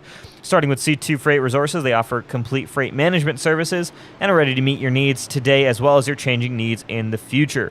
With thousands of qualified carriers in their database, they're capable of handling shipping for every type of good, from perishable foods all the way to office supplies. Whatever you need to ship, they have access to the necessary equipment. For more information, check out C2 Freight Resources. Also, Blue Egg Marketing, the marketing department for small businesses and proud sponsor of Tyler Fody, that number 40 car that we've been following more or less all race, especially with this battle for second place. Guys coming down pit road here expecting that as well. But Blue Egg Marketing is the marketing department for small business. For small businesses owners, Blue Egg is your absolute biggest fan. Whatever your constraints are, they help catalyze creativity, and Blue Egg Marketing will help your business punch above their weight class. Finally, Powerhouse Recycling coming on board with us for 2022A. They strive to offer the highest level of customer service in the industry for each load process time and time again. Attainable account representatives, prompt and on-time pickups, and customized recycling solutions keep Powerhouse Recycling as a North Carolina market leader in customer service. Big shout out to those guys, premier sponsors here of all the series on the Elite Racing Leagues. As we are under caution here, cars on pit road. We'll take a look at the Whiskey Cast replay to see if we can find what caused this caution. Caution number 8 of the night here, and that is going to take away, I believe, the ability of us seeing a green flag pit stop here for the second week in a row. Yeah, I think it's unlikely at this point. Guys should be able to make it to the end now on this stop. As we see, it looks like Joshua Personette, another one of those drivers going for that prize fund here, but coming off of turn number 2, just kind of loses it a little bit there, slides it down to the bottom, and oh, what the heck happened there? That was I think the other guy 32. was trying to, the 32, just perhaps was trying to get on the brake and avoid to see where that 18 car was going to spin. Unfortunately, you have one chance, and he just picked wrong. Yeah, he picked way wrong. That was a very strange reaction there from Dustin Dewar. We'll take a look at that again. Really weird how that played out, I think. But yeah, let's see this here. So there's the 18 car. It looks like, I think he's just going up the track. Dustin Dewar thinks, okay, he's going to keep sliding up the racetrack. So exactly. Yeah. And I've heard Darrell Waltrip say there's a saying here: what goes down comes back up here at Dover before coming back down. That's just how the crashes kind of work, and I think that's exactly what that 18, or excuse me, what the 32 thought that 18 was going to do. Just did not happen. He had already scrubbed off so much speed, so by the time the 32 car was hoping the 18 was not there, he still was. Absolutely, yeah. So, the yellow flag comes out for the 8th time here. This opens up an opportunity, though, for these guys to get all caught back up.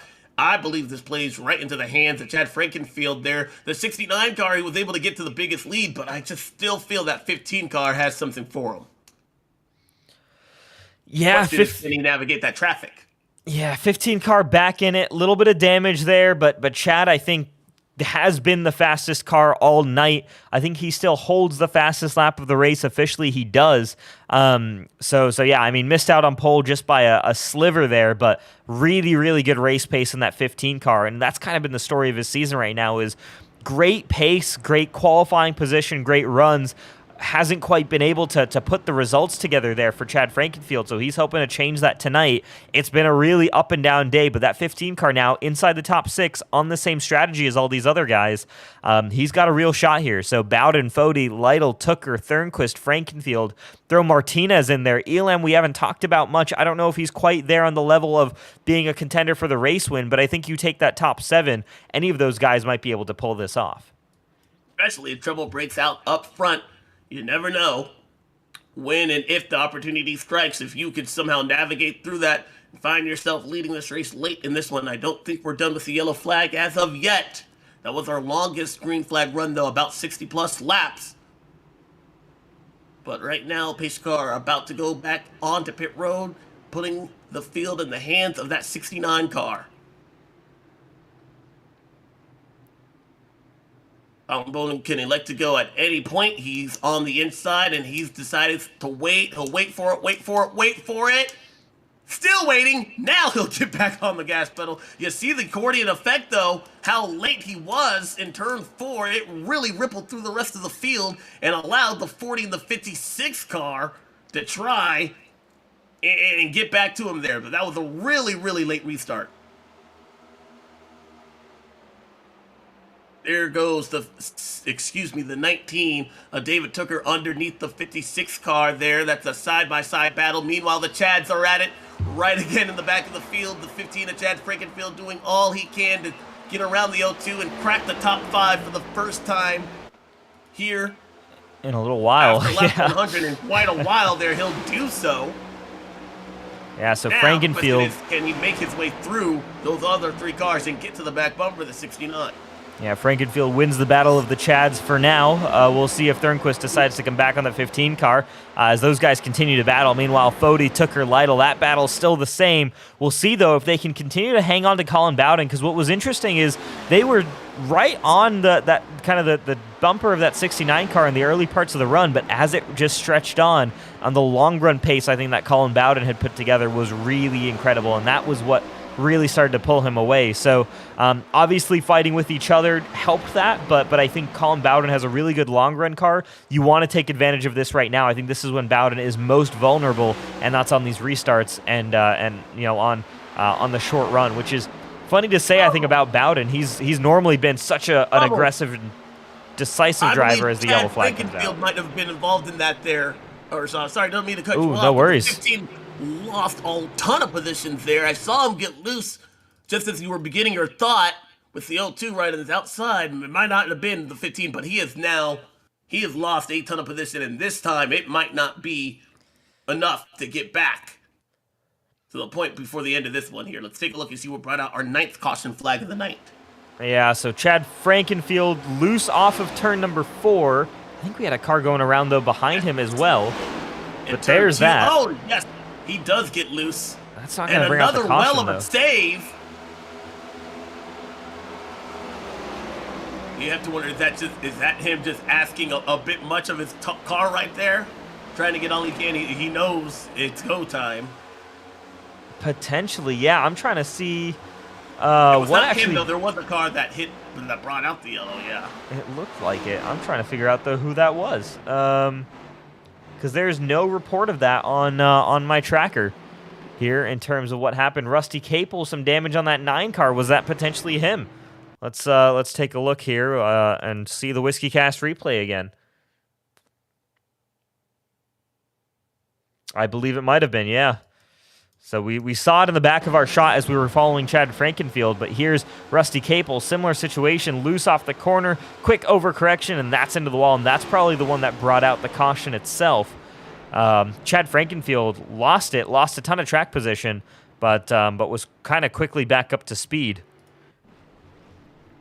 Yeah, so far Chad's been the only one to really be able to navigate and correct those mistakes and not trigger a bigger wreck. We've seen a lot of guys have a similar issue, but it has not been their fortune in order to save it there. Saw a pretty nasty wreck there during the Cup race of what it's like to have the car get loose and then just an overcorrection there with no aggression at Atlanta. I actually saw that live in person there, and that was a major shot for no aggression in that 16 Holly car. And that's exactly what I'm seeing here. You know, virtual life, these cars, virtual, in real life, they are a handful. Yeah, for sure. I mean, talking about that race there, Rashad, I don't know, were you able to watch that race at Atlanta? The Atlanta one? No, actually, I unfortunately wasn't. I forgot what I was doing that day, but I was pretty busy. But I heard it was pretty hectic. It was the new paved Atlanta, wasn't it? Yes, and you missed a good one. Oh my goodness. I mean, super speedway racing. I don't know everybody's thoughts on super speedway racing in general, but to have that at a 1.5-mile racetrack, it was just phenomenal. I have been to Daytona. I've seen the Daytona 500. I'm looking forward to going to Talladega actually this season, later on this season. But what we saw at Atlanta was just something, it was just historic. I was on the edge of my seat the entire race, and I didn't even know who was going to win it. Till the very, very end. It was something unique for these race cars. I hope we don't see that at every 1.5-mile racetrack, but for what Atlanta had to do as far as their repave and for what the product they offered, it could not have gone better for them. That was such a fun race. Pack racing at a 1.5-mile racetrack. I have never.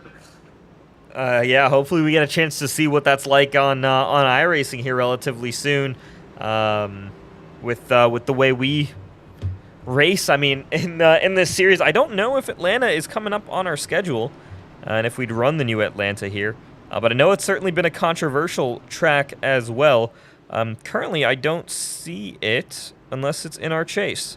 It is not. So we might have to wait until next season to try out the new version of Atlanta. That's a shame, because that race is good.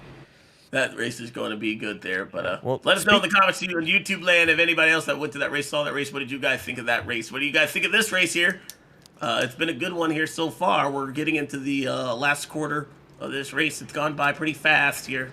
But I believe we're seeing a shootout between the 69 and perhaps now the 40 and the 19. I don't think Chad's going to be able to overcome that latest mistake there, at least in time. Time is running out. It certainly is. We're approaching the 3/4 distance in this race. Hopefully, we might be actually get out of this at 10:30 or so. But let's take a look here as we get the. Rasab, you jinxed us. Oh no! You never say the time you expect us to end. Oh my goodness. Oh man, back to it though. Like It's. I haven't called races for you for the past 3 or 4 seasons. Oh man. I never learned, do I? But David Tooker with a better restart this time by. He's alongside Tyler Fode. Could he finally clear that 40 car on this restart? Looks like he's almost there. He's going to have to slide up in front of the 40, take the air off the nose of that car. Doesn't quite get there, but he does there across the line. And now finally David Tooker gets past Tyler Fode into second position. Now let's see what he can do versus Colin Bowden. Yes, it's the first time in a long time that 19 car has been in front of that 40 car. He can set his sights. Don't know if we've seen the race-winning pace for that 19 car, but this is the highest he has been in the running order. We've not really been able to see what he can do now that he has just one competitor in front of him. So it might be enough to try and see Colin Bowden and David Tooker. These guys have battled notoriously on the racetrack here. Be interesting to see what happens here as, Chad Thornquist with a big slide out of turn 2 right in front. Trevor Elam in that 29 car. No harm, no foul, but Trevor Elam trying to bring home what would be, I imagine, his first top 10 of the season as well in that 29. Yeah, it's been a rough season for Elam. Again, another one of those drivers who's shown those flashes of really great pace and just driving really well throughout a race, but hasn't quite had the results to back it up for one reason or the other. Trying to see Trevor Elam, all the way down 39th in the points. Let's see what his best result is so far. 0 top 10, so this would absolutely be his best result. Best finish right now, a 21st position at Michigan. Ooh, yeah, that is a season that he would like to put behind him right now, and it could start right now here as he continues to battle inside the top 10, running along in the 8th position. Just behind him, Daniel Martinez and Chad Frankenfield. Frankenfield's been able to get back inside the top 10. Does he have enough time? I believe not. Yeah, this is a great job in 11th as well. Oh, Martinez! Martinez loose on the bottom. 33.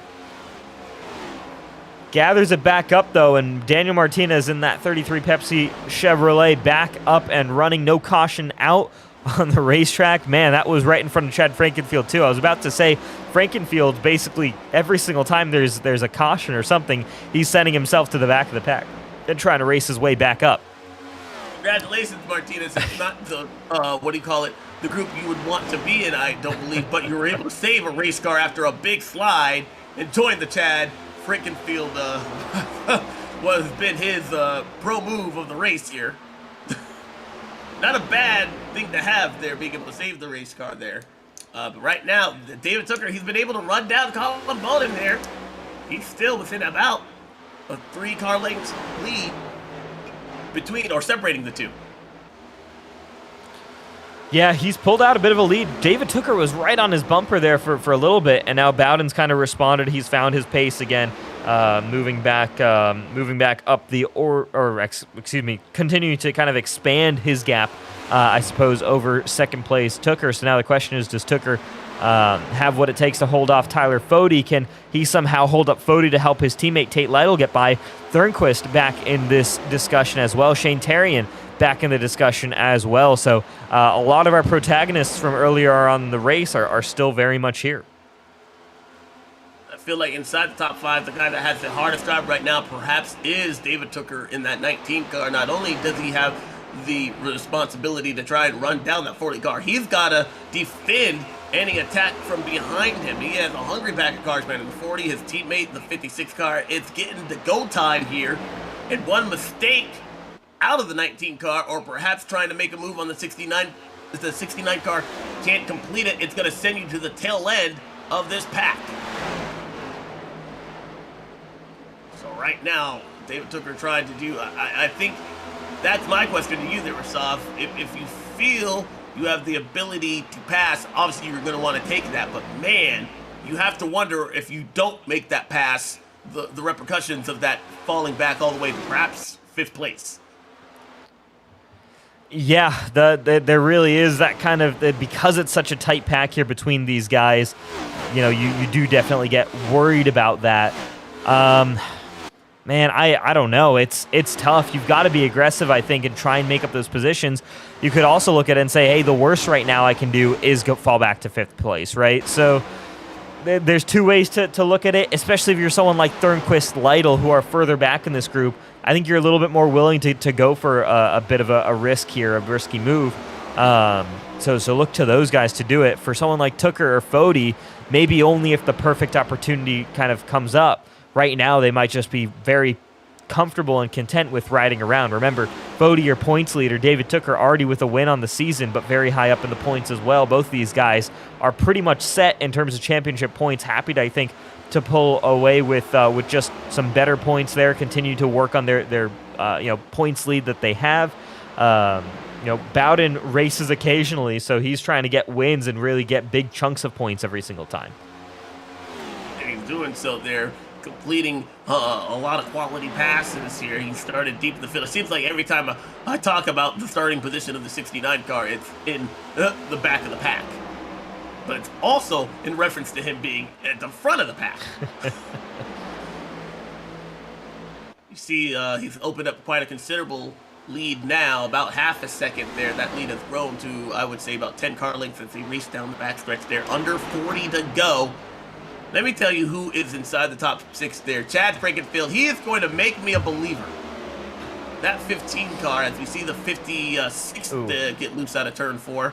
But that 15 car, he's been able to run down, trying to get all that position lost. He's been actually able to gain that ground made up from that earlier, still underneath, I believe, the last restart there.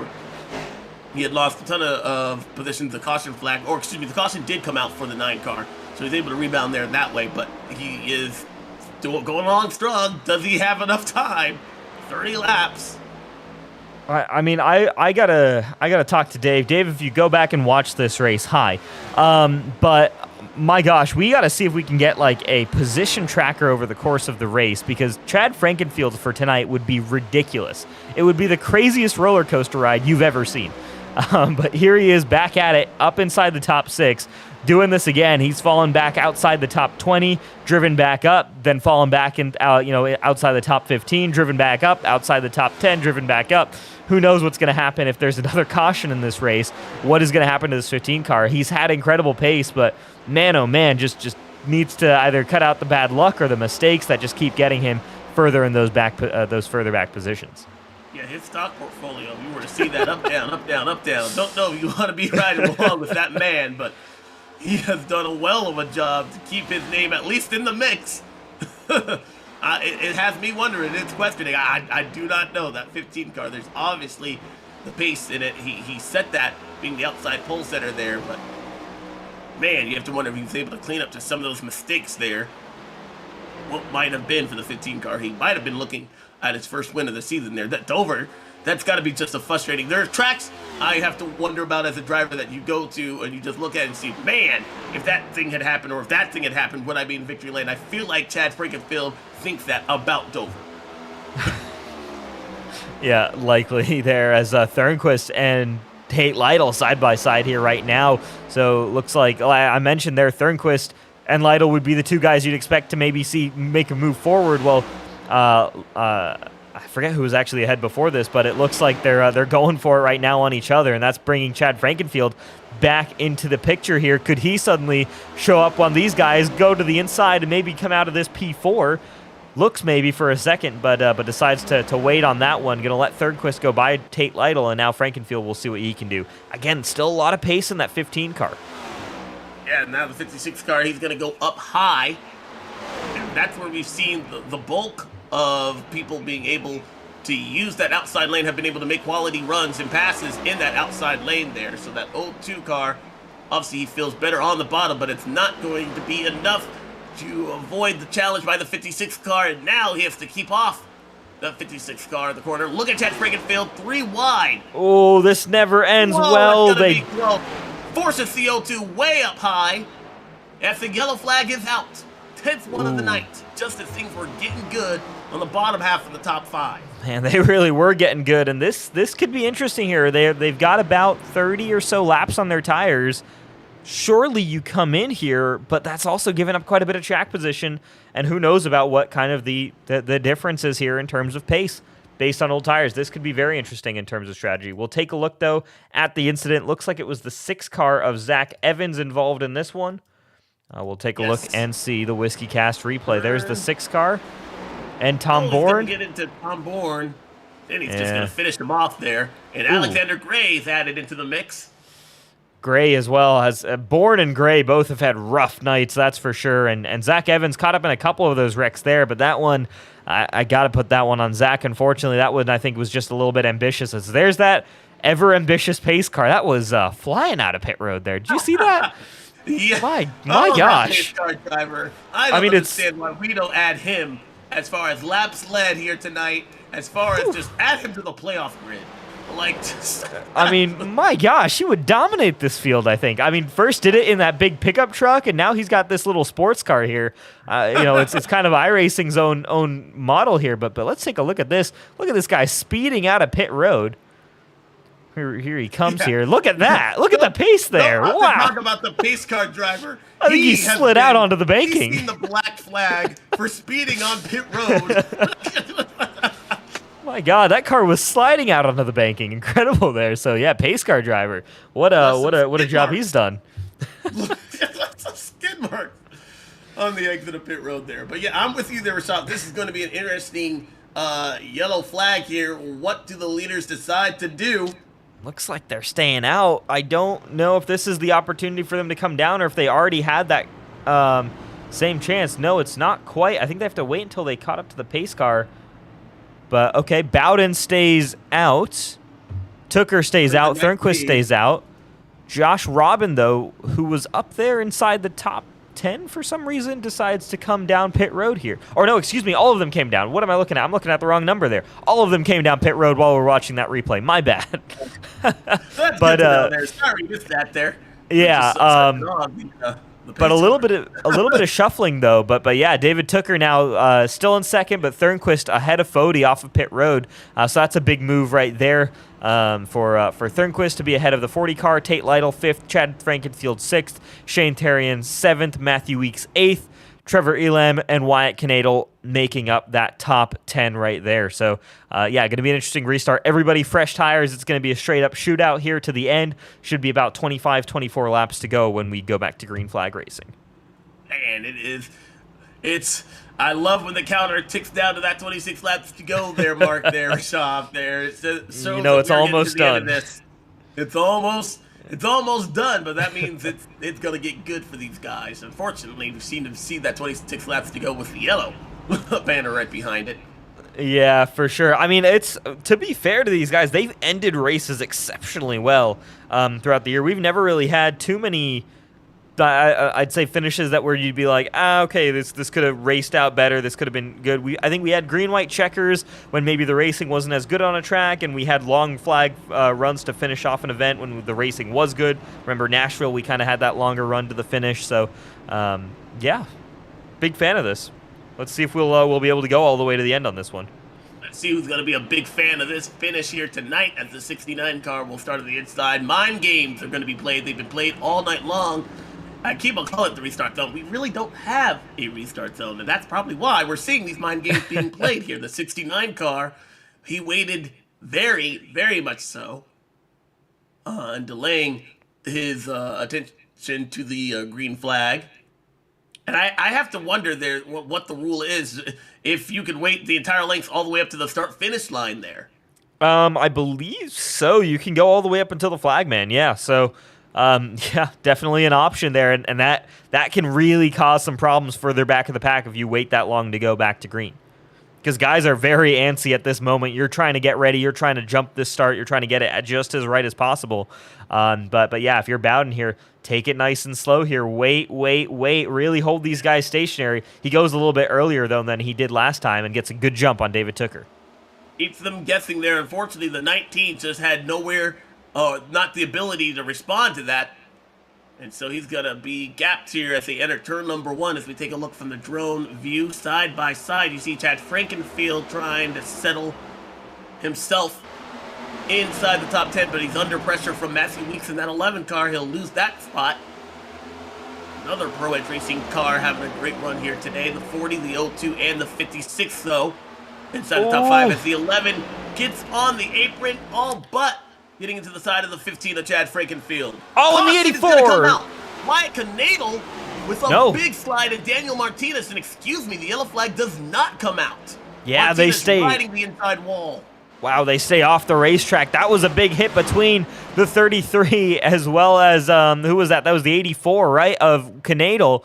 But man, oh man, they're still running out on the racetrack. There's Canadle, a little bit slow down the front straightaway, but back to the action there. Yeah, a little bit of contact there between teammates, and we're back to racing. The yellow is out. Ooh. 11th one of the night there. Heartbreak for Daniel Martinez. He had been showing flashes of brilliance inside the top 10 here as Joshua Clark bounces off. Or no, Jesse Razimus. Jesse Razimus gets collected in the aftermath. That began, though, with the 28 car. Yeah, began with the 28 car. Let's go back to the Whiskey Cast replay and see what we can find with that. And how this all kind of stacks up. Long time for the 14.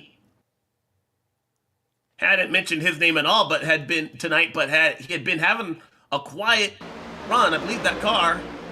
It looks like he's had some damage there, but right where he needed to be. Yes. Ooh, looks like neck code maybe between those two. That or the 28 car just got loose just a little bit while they were side by side. Yeah, man, and for Hunter Smith, he was another one of those drivers who was in that Phelan McDermott prize fund. So right now, the way it stands, I mean, let's run through those drivers again who are in that prize fund looking for $100 tonight for this great cause. Chad Frankenfield still in it, running in 7th right now. Scott Haney out. Tyler Fody still in it. Dustin Dewar out. Michael Goodman out. Zach Evans out. Josh Adams, I don't know if he actually made the start at all today. We haven't talked about him at all. He did not make the start, I don't believe. Jeff Green, issues. Is he still running? Jeff Green is...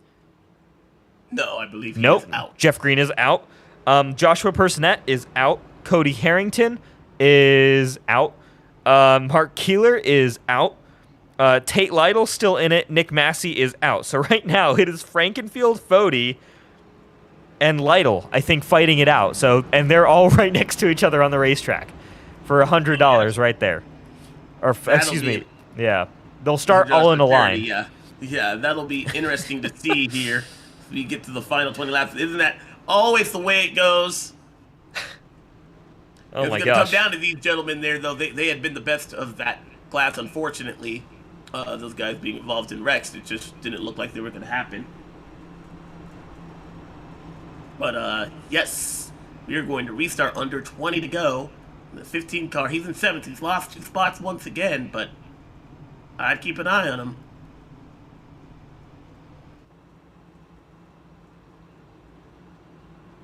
All right, Rasav, we're under 20 to go here. I like to do this. It's something that we should start doing all the season. But who do you like?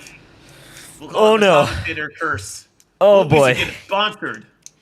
We really should, honestly. I mean, this pretty much happens every single time. Who's the your company name here, curse driver of the race, man, see, that's the problem. Is I want to support some of my buddies here, but it's like, oh man, do I really want to put this curse on them? I'm going to take the risk here. I like David Tooker in that 19 car. I think he started off well. He's had a little bit of a delayed launch on that last one. I think he'll learn from that. Has maybe a good short. I think he has a really good short run car, actually. Also has a pretty solid long run car, but on a short run here, 19 to go. If he can get that restart nailed down, he can definitely try and get to Colin Bowden. I think he has the ability to do that. Bowden's a great option for that too, but I'm going to say David Tooker. I'm going to take my guy David Tooker to grab his second win of the season. Oh, I'm going to have to go with the low-hanging fruit here. I'm going to have to go with that 69 car. He's been able to control the restart. The fact that he is the leader, once he's had the lead, no one's actually taken it away from him.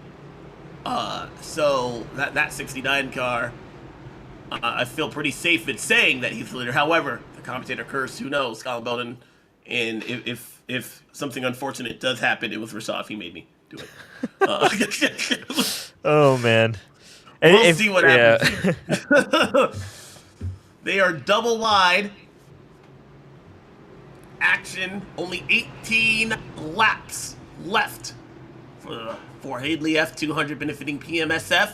We'll see. And also keep an eye on who's going to be winning that $100 as well between Lytle, Weeks, and Ford. So pace car peels off here. It's going to be Colin Bowden with the choice of restart time. And he's going to go for another good restart. Catches everybody off of guard. I'd expect Tyler Fody maybe would have a better chance on that restart. But even then, he doesn't get to David Tooker. So side by side between Lytle and Thornquist for fourth. But right now, it is Colin Bowden clear in front as Thornquist, little contact with the wall there. Ooh, but he stays in front of Tate Lytle for now. Yes, he does. The 69 car got a great restart there. He's been able to open up the lead now to about 3 car lengths down the front stretch there in front of David Tooker. Still single file the rest of the top 5 there as the O2. You saw him nail the wall just a little bit, but now applying the pressure on the back bumper. Frankenfield! Oh, Frankenfield with a big that's going to be a caution. He is going to collect another competitor. Oh, my goodness. Huge hit. Into hard by another competitor in the rear. Wow. Big hit there for Frankenfield. And finally, it was going to catch up with him at some point, wasn't it? But for Frankenfield, loose again off of turn number 2. This time you can't recover that. He saves it to the inside, but takes it back to the top. Craig Arvanites gets caught up in that. Who was the car that hit him ridiculously hard there? 44. Was that Michael Goodman? Michael Goodman? Oh, no. He has hit both Sky Motorsport cars here tonight with nowhere to go. Talk about bad luck. My goodness, that 44 car has got to be wondering.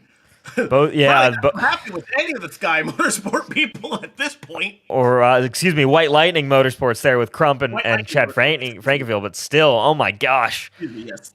Wow, Michael Goodman twice tonight been caught up in a wreck that, I mean, you've got no chance at missing that. No chance. Front row starters at Dover here tonight, and they have both not been his fault at all. Let's ride on board, perhaps it's the 44 car. Yeah, that's exactly what we're doing. Yeah. Nowhere to go. You're going down the straight. This is how quick everything goes. He gets into the back of the 3 car, and then I can't see that. Wild 15 suddenly appears. Yeah, the smoke there, you could not see that. You saw the checkup there. I think he could have checked up a little bit better with Scott Haney in front of him, catching that. But then, that 3 car dives to the inside, and all of a sudden that 15's right in front of you, and you got nowhere to go. Wow. Car's still running, but pride obviously hurt. My pride is hurt for the man in that 44 car. It's just, sometimes you have good days in racing and bad days in racing. Dakota, a famous 2006 Talladega movie. And Michael Goodman has found himself with just a bad day. Yeah, straight up just a bad day for Michael Goodman. You hate to see it there. But just kind of how it plays out sometimes, especially after he had such a great start to the season. We'll see if he can continue being consistent and putting together some good runs there. But man, oh man, this race has been relentless in terms of, yes, there's been a ton of attrition, but when the cautions have come out, they've been for massive incidents. It really hasn't been that many single car accidents. It's a lot of guys getting loose, kind of there being nowhere to go, like we mentioned at the top of this show. Nowhere to go for drivers, and for all those guys behind, I mean, you are just in complete trouble there. So we are under the 13 lap. Thankfully, though, our commentator curse did not involve any of our Hey, front not five. yet. That is true. That is true. Not yet. But lap number, or excuse me, caution number, I believe 11 at this time. We're getting down to the nitty gritty right here, the 69 and the 19. What does David Tooker have to do in order to make sure he starts side by side with the 69 car? He's got to figure out those restarts. He really has to figure out those restarts. Obviously, you're just trying to react there as best as possible, but it's been rough, I think, these last two times. And I'm sure Colin Bowden, someone who races in that Coca-Cola series here on iRacing, he's probably a professional at getting these things right and getting the right restarts, all that stuff going well for him. Trying to, has that kind of figured out. And right now, it is catching the entire field off guard every time he restarts. So someone's got to figure something out here. Otherwise, I think you might have called it right there. If we keep getting these jumps for the 69 car, Colin Bowden's going to be untouchable. He really, really is. I think just being the control car, especially here at Dover, you just have that real ability to just stun the field. That ability to not have anybody know when you're going to go there is just playing huge dividends for that 69 car.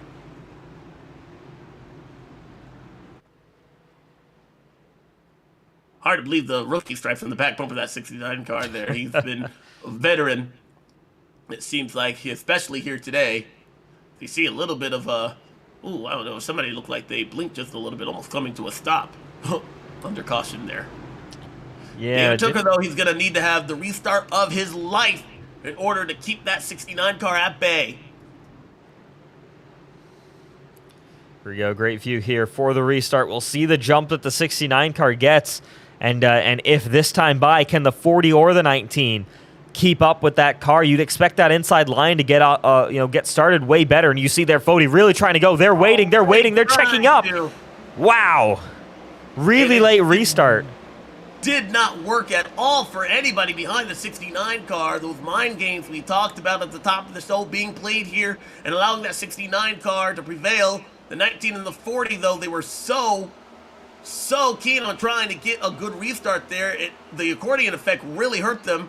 And now Bowden has about a half a second lead already.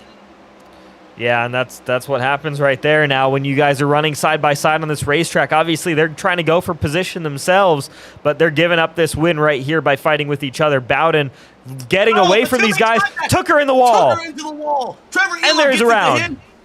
Oh, my goodness. Oh, Tooker, I'm sorry. Tooker, I'm sorry. Oh, well, no. Oh, man. This time you can direct all your hate mail to Rasaf. Oh, man. I'm sending him a text right now. Oh, man. Tooker, I'm sorry. Oh, jeez. We knew it was going to happen. Miles the monster there. Having a little bit mid-crash there of a dessert there right before the checkered flag, and it's going to involve that Pro Edge Racing Toyota Camry, the 19 of David Tooker. Does he come down on the 40 car? He may have come down just a little bit. Maybe we can slow that down just ever so much. Trevor Elam, another one of those drivers who was having a good run here today. Needed a top 10. It's not going to happen tonight. Let's take a look here. He's still actually inside the top 5. We'll take that back. We'll see. There was some damage on the front end of that 29 car. Now he's beginning to fall to the field. I think he's having to take. I think the 19 does come down just a little bit. And that slight contact just forced him into the outside wall. Trevor Elam had nowhere to go. Look at the 83 car. He already sees the 19 in trouble. He almost spins out trying to avoid the 19. And wow, misses it by that much. Andrew Rucker and Wyatt Canadle also getting by on the outside, as well as other competitors missing a spinning 19 car. But David Tooker, his shot at victory lane coming to an end here. Under 10 to go. See if we can get another shot here of the incident. Again, taking a look. Yeah, I mean, the overhead kind of gave away a lot of what it was, but there's what that looks like. Another wreck actually right behind them that we didn't even see in the overhead. Who was that? That might have been Tom Bourne, actually, who was involved in that one. Let's take a look there. There's the 16 car behind this incident. Makes contact with the 8, and around he goes just as that brings out the caution for those other two. Ooh. Was that a big hit. Evans, or that was a big hit there as well.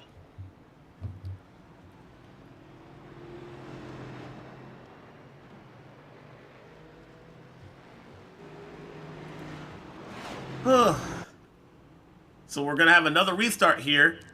I imagine David Tooker probably not too happy with how that all transpired there. Yeah, that that was something, wasn't it? Yeah, damn. David Tooker out of this one, was running inside the top 3 pretty much all race long. 7 to go. Will probably be, close to 5 to go. 5 or 4 to go when we go back to green flag racing here. It's going to be Bowden, Fody on the front row. Thornquist now is going to start behind Colin Bowden, or I guess start behind whoever picks the inside lane. It has been Colin Bowden the past couple of restarts. And then Shane Terrian back inside the top 4 there. Andrew Rucker, we haven't talked about him basically at all. He was involved in an earlier incident, kind of got caught up in that a little bit, but he's up there inside the top 5 now. Also, Wyatt Cadadle, he had been involved in at least 2 crashes as well, including that one with Scott Haney earlier. And he's having a good run inside. I feel, not only do I feel for the 19, but Trevor Elam, he had been doing such a good job. Looked like he was going to have his first top 10 of the season. And I mentioned how Miles the Monster does not discriminate here. He has once again taken a huge bite out of several drivers. And they're shot at a win here tonight. But I feel for that 29 team. It'll be 5 to go next time by. Surprised to see that 56 car, Tate Lytle. He's actually behind some of these guys. I wonder if he checked up. I think he probably did. That happened. Yeah, check up there. A little bit fresher tires as well on one of those more recent cycles. So he has a little bit fresher tires than those guys up front. Did come down pit road for 4 fresh tires on lap 186 versus 173 for our leaders. Is that going to be sufficient, in terms of an advantage?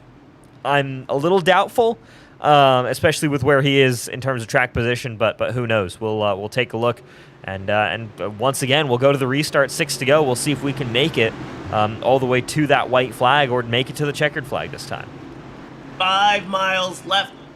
The hashtag for Hadley F200 here at Dover. When will Colin Bowden take off? It'll be right now. The 40 trying to respond, and the 02 and the 83 give chase. 5 laps to go here at Dover. They are side by side for 3rd place. Now single file among the top 5. Colin Bowden doing all he can to keep the rest of the field behind him. The 02, a Chad Thornquist, taking a look underneath Tyler 40 down the backstretch. Here comes the rookie to the outside. Shane Terrian outside of Chad Thornquist. Thornquist looked really quick off of 2. He's still on that inside lane, but that might not be preferred at this point. Shane Terrian comes down, and they make contact there in the wall. Terrian in the 83. Gonna be into the outside wall, and we are going to have a first attempt at a green-white checker because of it. A wreck inside the top 5, though. This began with the 02 and the 83. Oh man, Chad Thornquist comes up on the racetrack, hits the quarter panel of the 83 around. So that's my bad. I called that wrong from one of those views. It looked almost like the 83 came down, but that was definitely the 02 going up on that car right there. I have to wonder, was that a little bit of net code there? They're being so close, trying to side draft, pull him down, but the 02 definitely goes up. They hook. Yeah, they contact there. They can't get unhooked by the time they enter the corner. Unfortunately, there. That angle made it really hard to see. But there you see it a lot clearer, I think, is they hook, and yeah, you said it just right there. They hook. I think Terrian then, because he's getting hooked, comes back down the racetrack. That's where you kind of got that instance. But it was definitely Chad Thornquist moved up a little bit on the racetrack, nabbed the quarter panel of the 83, and into the wall he goes. Andrew Rucker also getting a piece of the action right there. To wonder how much damage was on the front end of that Ford Mustang. It's buckled up a little bit. That'll slow him down. I don't think we see him pit, but he definitely was involved in that issue as well. Let's take a look and see what he saw. Right as the 60 comes in front of him. Maybe not as much. Ooh, whoa, there, Joshua Clark. Not missing one, but two cars coming at him. Yeah, Clark goes around there, spins it around, gets it back up on the racetrack, waits a little bit there. Just kind of keeps... I wonder how tough that is. Might be, yeah, I don't know if you can actually restart your car and get it rolling up there. A little bit of evasive action there for the Navy car of Shane Terrian, but yeah. Man, that's some crazy racing right there. These guys going at it. That one, I think you're going to put on that 02 car fighting side by side with, with Shane Terrian for that position. Unfortunate, we'll see if the tally gets issued to Chad Thornquist again. We don't have Dave with us sending those race control messages, but we might be able to hear into some of the race chat and see what was going on there. But right now, guys, getting ready to go for the first green-white checker attempt. We get 3 of these here. Yeah, so caution number 13 of the night. And it was unlucky for the 83 car. He had been having a good run as well. Some of these guys that are, let's see, taking a look. The bottom half of the top 10, I see Alec Balvin. He's heavily damaged. Trevor Elam, who had that damage in 11th. Look at the 9 on Rusty Cable and the 13, or excuse me, the 15 of Chad Frankenfield. They're running long in the 12th and the 13th position, but these cars, I mean, we were running out of quality cars. They're really on the back half of the top 15 here. The only two cleanest cars we have are running 1-2, and that would be the 69 and the 40. Everybody else, with the exception, I don't believe the 56 car has had an issue here, but everybody else here has had some damage or some issue here tonight inside the top 10. Yeah, for the most part, it's been pretty crazy. It's been another one of those races, hasn't it? Yeah, that's it. I mean, I always say Dover's like a bigger Bristol here, and these cars definitely look like they have been to Bristol. Yeah, they certainly do. I thank you. I always used to say that, and people would sometimes look at me like I'm crazy. But I always used to get those confused when I was first getting into NASCAR. But I got yeah, what man. you're saying there. I got you there, Rashad. But I also want to bring notice how you said this race would end at 10:30, and it's 10:41. We can ignore that. We can ignore a lot of the things I've said. Anybody who's watching, that's no need to watch anything I've said or listen to anything I've said tonight. Send your hate mail to Rashad there. It was not me this week. Oh man, we'll switch it off every week. Yeah. That'll be next week. Oh man. All right, so this restart, it's going to come down to how well you can respond to the 69 car and when he fires off. I just don't believe the 40 car has had that ability. The 69, he's just in another league as far as these restarts because he's been able to control them. Yeah, that's been the main thing, is the control of the restart has been really, just so powerful. Today, we saw it with Scott Crump in the first half of the race, and we've seen it here with Colin Bowden, who's led kind of in the second half of the race here. You control the restart. You control, I think, the 3 or 4 laps following, and, of course, on a green-white checker, that's all you need. We're in overtime here tonight. Don't think we would want it any other way. Page's car going to take cover. Just 2 miles to settle this one. High Banks of Dover. 69 is away. He gets a clean restart there. The 40 and the 02, though, really don't get a shot to follow. 2 miles. See Andrew Rucker there almost get roughed up by the 02. Thornquist there now working on the 40 car. Must take the white flag. They're 3 wide all the way to the bottom of the racetrack there. I believe that was Wyatt Canado there on the outside, but they're facing the white flag this time by. Just 1 lap to go for Colin Bowden in the 69 car, taking the lead on lap number 75. He has yet to relinquish it here at all ever since then. He's gained over 38 positions, and now as he runs down the backstretch there with nobody in his rearview mirror, he's going to add another win to his resume here. Colin Bowden out of turn number 4 at Dover. He'll conquer Miles the Monster and win the Fort Henley 200F here tonight. Colin Bowden gets it. Fody and Thornquist rounding out your top 3. Rucker, Tate, Lytle, top 5. Talk about that for a finish. Yeah, Rucker, he had gained 30 positions there tonight, doing a great Yeah. job. How about some of these guys outside of the top 5 having a good one? Wyatt Canadle finishing in 6th. Josh Robin as well. 8th, and Alec Belvins. That car does not have a Balvins. front clip at all. And Tom Bourne as well. All the issues that 16 car has will end with it inside the top 10. That's pretty crazy. Yeah, like further back in the pack, incredible drive by those guys.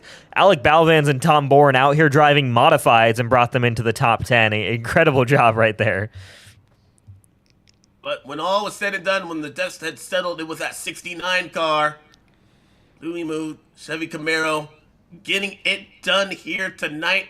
And look at that car. Despite starting deep in the field, not a scratch on it. Yeah, that's pretty incredible, and that's the second time this season that Colin Bowden has not just won a race, but won it from the back of the pack. He likes to do this. He likes to qualify or not qualify at all, start that car all the way in the back and race it forward and challenge for wins at the end, give himself a little bit of a challenge, and he's been up for the challenge twice so far this season. It's been an incredible run here. Colin Bowden, your winner here at the for Hadley 200 here at Dover Racing. All for the Phil McDermott Syndrome Foundation. That award as well, that $100 prize money, though, Tyler Fody can't be too upset. He's walking away with $100 for that win. Yeah, not too bad here for second place as we're about to get, I think you have our race winner in the waiting room. See if we can get him in there. He's taking a little bit of a pace slap here. That car is also a really good-looking car. It's a very good-looking car here, and we'll talk to the driver of it. Colin Bowden, man, win number 2 on the season. We're seeing you run your little celebration laps as you head over to pit road. But, man, talk about tonight's race. Quite a few cautions at the end, but driving up through the field, what was that like? And to do that without really getting a scratch or a touch on your car at all night. I haven't really had any race practice here at this track, and trying to get some experience with it, see what it was like, how different it was from the other car, and it was kind of hard to pass. I mean, there were some guys that could really hold you off pretty good, and you had to learn how to set them up and everything, so that was pretty difficult. Once you got clean air, it was kind of easier, I would say, to drive. It's not as big of a deal as the old car, I don't think, but I mean, clean air still mattered.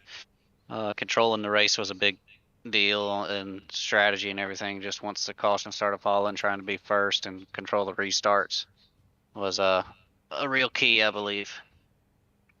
We did notice those mind games there being played. The drivers, they just really could not keep up with you, especially late in this race here with restart after restart after restart here. But your second win of the season here, you've been able to tame these next-gen cars here. What do you attribute that as? You said you didn't have very much practice, but what's the skill set? What's needed to tame these race cars here? What have you figured out that other drivers just have not? Well, for me, it's just I don't feel like I'm good enough to race the truck and the Busch car at the same time as this. This is pretty much the only thing I can feel like I can drive now. If I get in something else, I feel like I lose speed, and this is just I wouldn't say an acquired taste, but it's just such a different feeling. And with all the coke practice we do and just the nonstop laps and that, it's just I know these guys do a lot of racing, but I mean, I just think I got more laps than them in the car at the time with how much practice I do in just this car nowadays.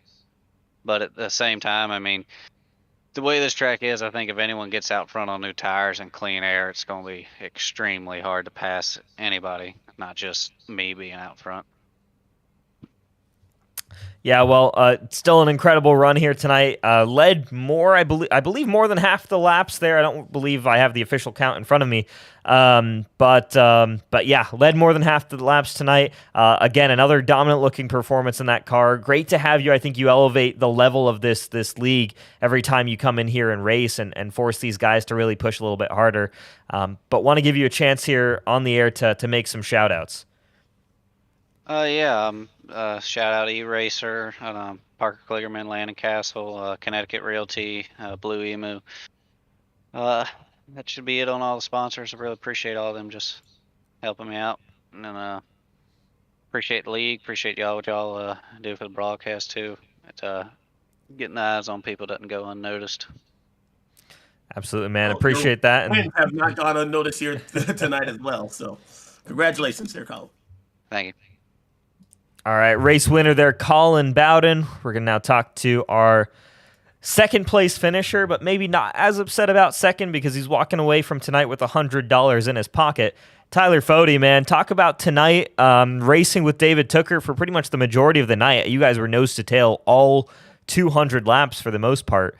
And then trying to maybe challenge Colin Bowden a little bit there towards the end, but tough to beat that 69 car, especially on those restarts. Yeah, it was tough all night. I really did not like this combination at all, and did not feel comfortable with how it was handling. I was surprised to even be top 5, but kind of got on top of it second half of the race, and then, like you said, was just racing Tooker pretty much the whole way, which was really fun. I got to give credit to him. It sucks that we came together there, but it was really fun racing him. Just figures that this one night that I was running this good, Bowden has to show up and do that. So we'll take another second though. Maybe we'll get another one better down the road here. Well, as you mentioned there, you're walking away with $100 in your pocket for a pretty special reason here. What does that mean to you? Yeah, I will say that is the one redeeming thing tonight. It was super cool to come out and see everyone. First of all, donate to the cause, and then some of the paint schemes for the cause with the green. So super cool to see the league get behind that and everyone out here running for that, and happy to get the prize here in the end. All right, well, Tyler, going to give you a chance here on the air to make some shout-outs. After another strong result continuing, I think this will continue to expand your lead in the championship as it stands. Yeah, well, shout out to Vince and Isabella for running the first 50 laps or so with me. Shout out to you guys, too, for being in the booth, as always. And also Scott Haney for putting on the cause here that we were racing for. So we'll go after it next week, maybe go one spot better. All right, well, Tyler Fody, P2 finisher here tonight, walks away with $100. Congratulations, man. Yeah, thank you. All right, Tyler Fody there, and I see a little bit of discussion in the waiting room. We'll see what happens here, but we're going to bring in our third place finisher, Chad Thernquist. Chad, solid run tonight there, top 5 speed all night. Was running, was running there with those leaders. Talk us through your race, and also, I guess, talk us through that contact there with Shane Terry. And saw you speaking with him just before you joined us up here in the booth.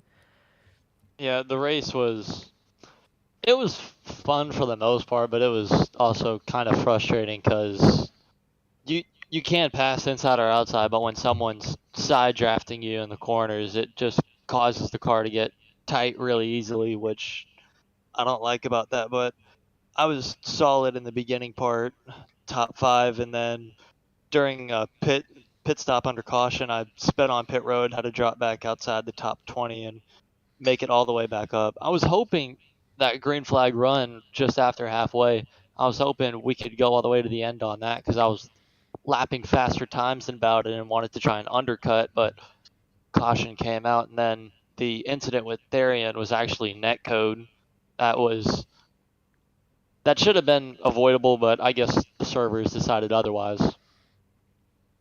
Yeah, we noticed you guys do get together and just hooked, unfortunately, putting that 83 car there in the back-to-back, but you were able to rebound there. Still had a good shot here tonight, but let's talk more about that package there. Was that something that you guys as a group there found to be one of which you feel like you could build upon there later on, or just why was it so difficult to pass here tonight? Is it with the next-gen car or the package? I think it's more the car than the package. It's really fun to hot lap and race because you need to have brakes, throttle, throttle control. You need to have all those skill sets in order to be fast around here, but it's still having, like, how do I put it? There's still a hint of what NASCAR got rid of last year when it came to drafting down the straightaways. You still build a big run with two cars rather than if you're the only one on the bottom, they just blow right by you. Pocono was a great example of that. All right, man. Well, still a solid run here today. Again, continuing to build up those consistent results, consistent top 5, consistent top 3 results here. Want to give you a chance to make some shout-outs here on the air.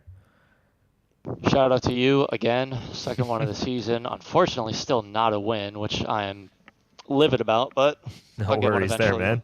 man. Oh, plenty of worries, dude. But shout out to Chad. Shout out to Fort Hadley for this event. I know they sponsored it. I don't know who won the 100, but whoever did, congratulations to them. Shout out to Bowden for putting literally everyone in their place. Shout out to you guys for making the productions happen, both of y'all. But yeah, not really mad, not disappointed, just kind of neutral about it. All right, man. Well, P3 still something to be proud of tonight. Work on that, Not and a bad and yeah, man, problem to yeah. have.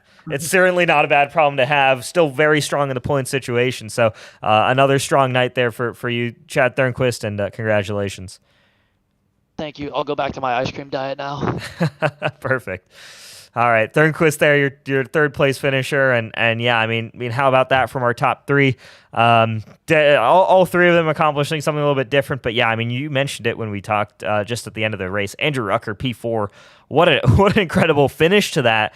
Again, was really kind of out of nowhere. Tate Lytle, P5, and then you get to 6 through 10, and it is kind of a complete chaos there. Wyatt Knadel, who had a ton of damage on his car. Matthew Weeks, who had actually had a fairly clean race, I think, but just kind of fell back a little bit there in the end. Josh Robin definitely had damage on his car, and Balvans and Bourne with massive damage. Clark was in that final caution that brought out the green-white checker. Yeah, just craziness. Some of the guys that were still able to rebound and have decent runs there, although they had a ton of damage on the race cars. Obviously, 15 to Chad Fragenfield there, overnights as well, who was involved in that. Rusty Capel and Trevor Elam, who was en route to finish inside the top 10, still coming out with the top 15. That's still his best finish, I believe, of the night, of the season. Excuse me.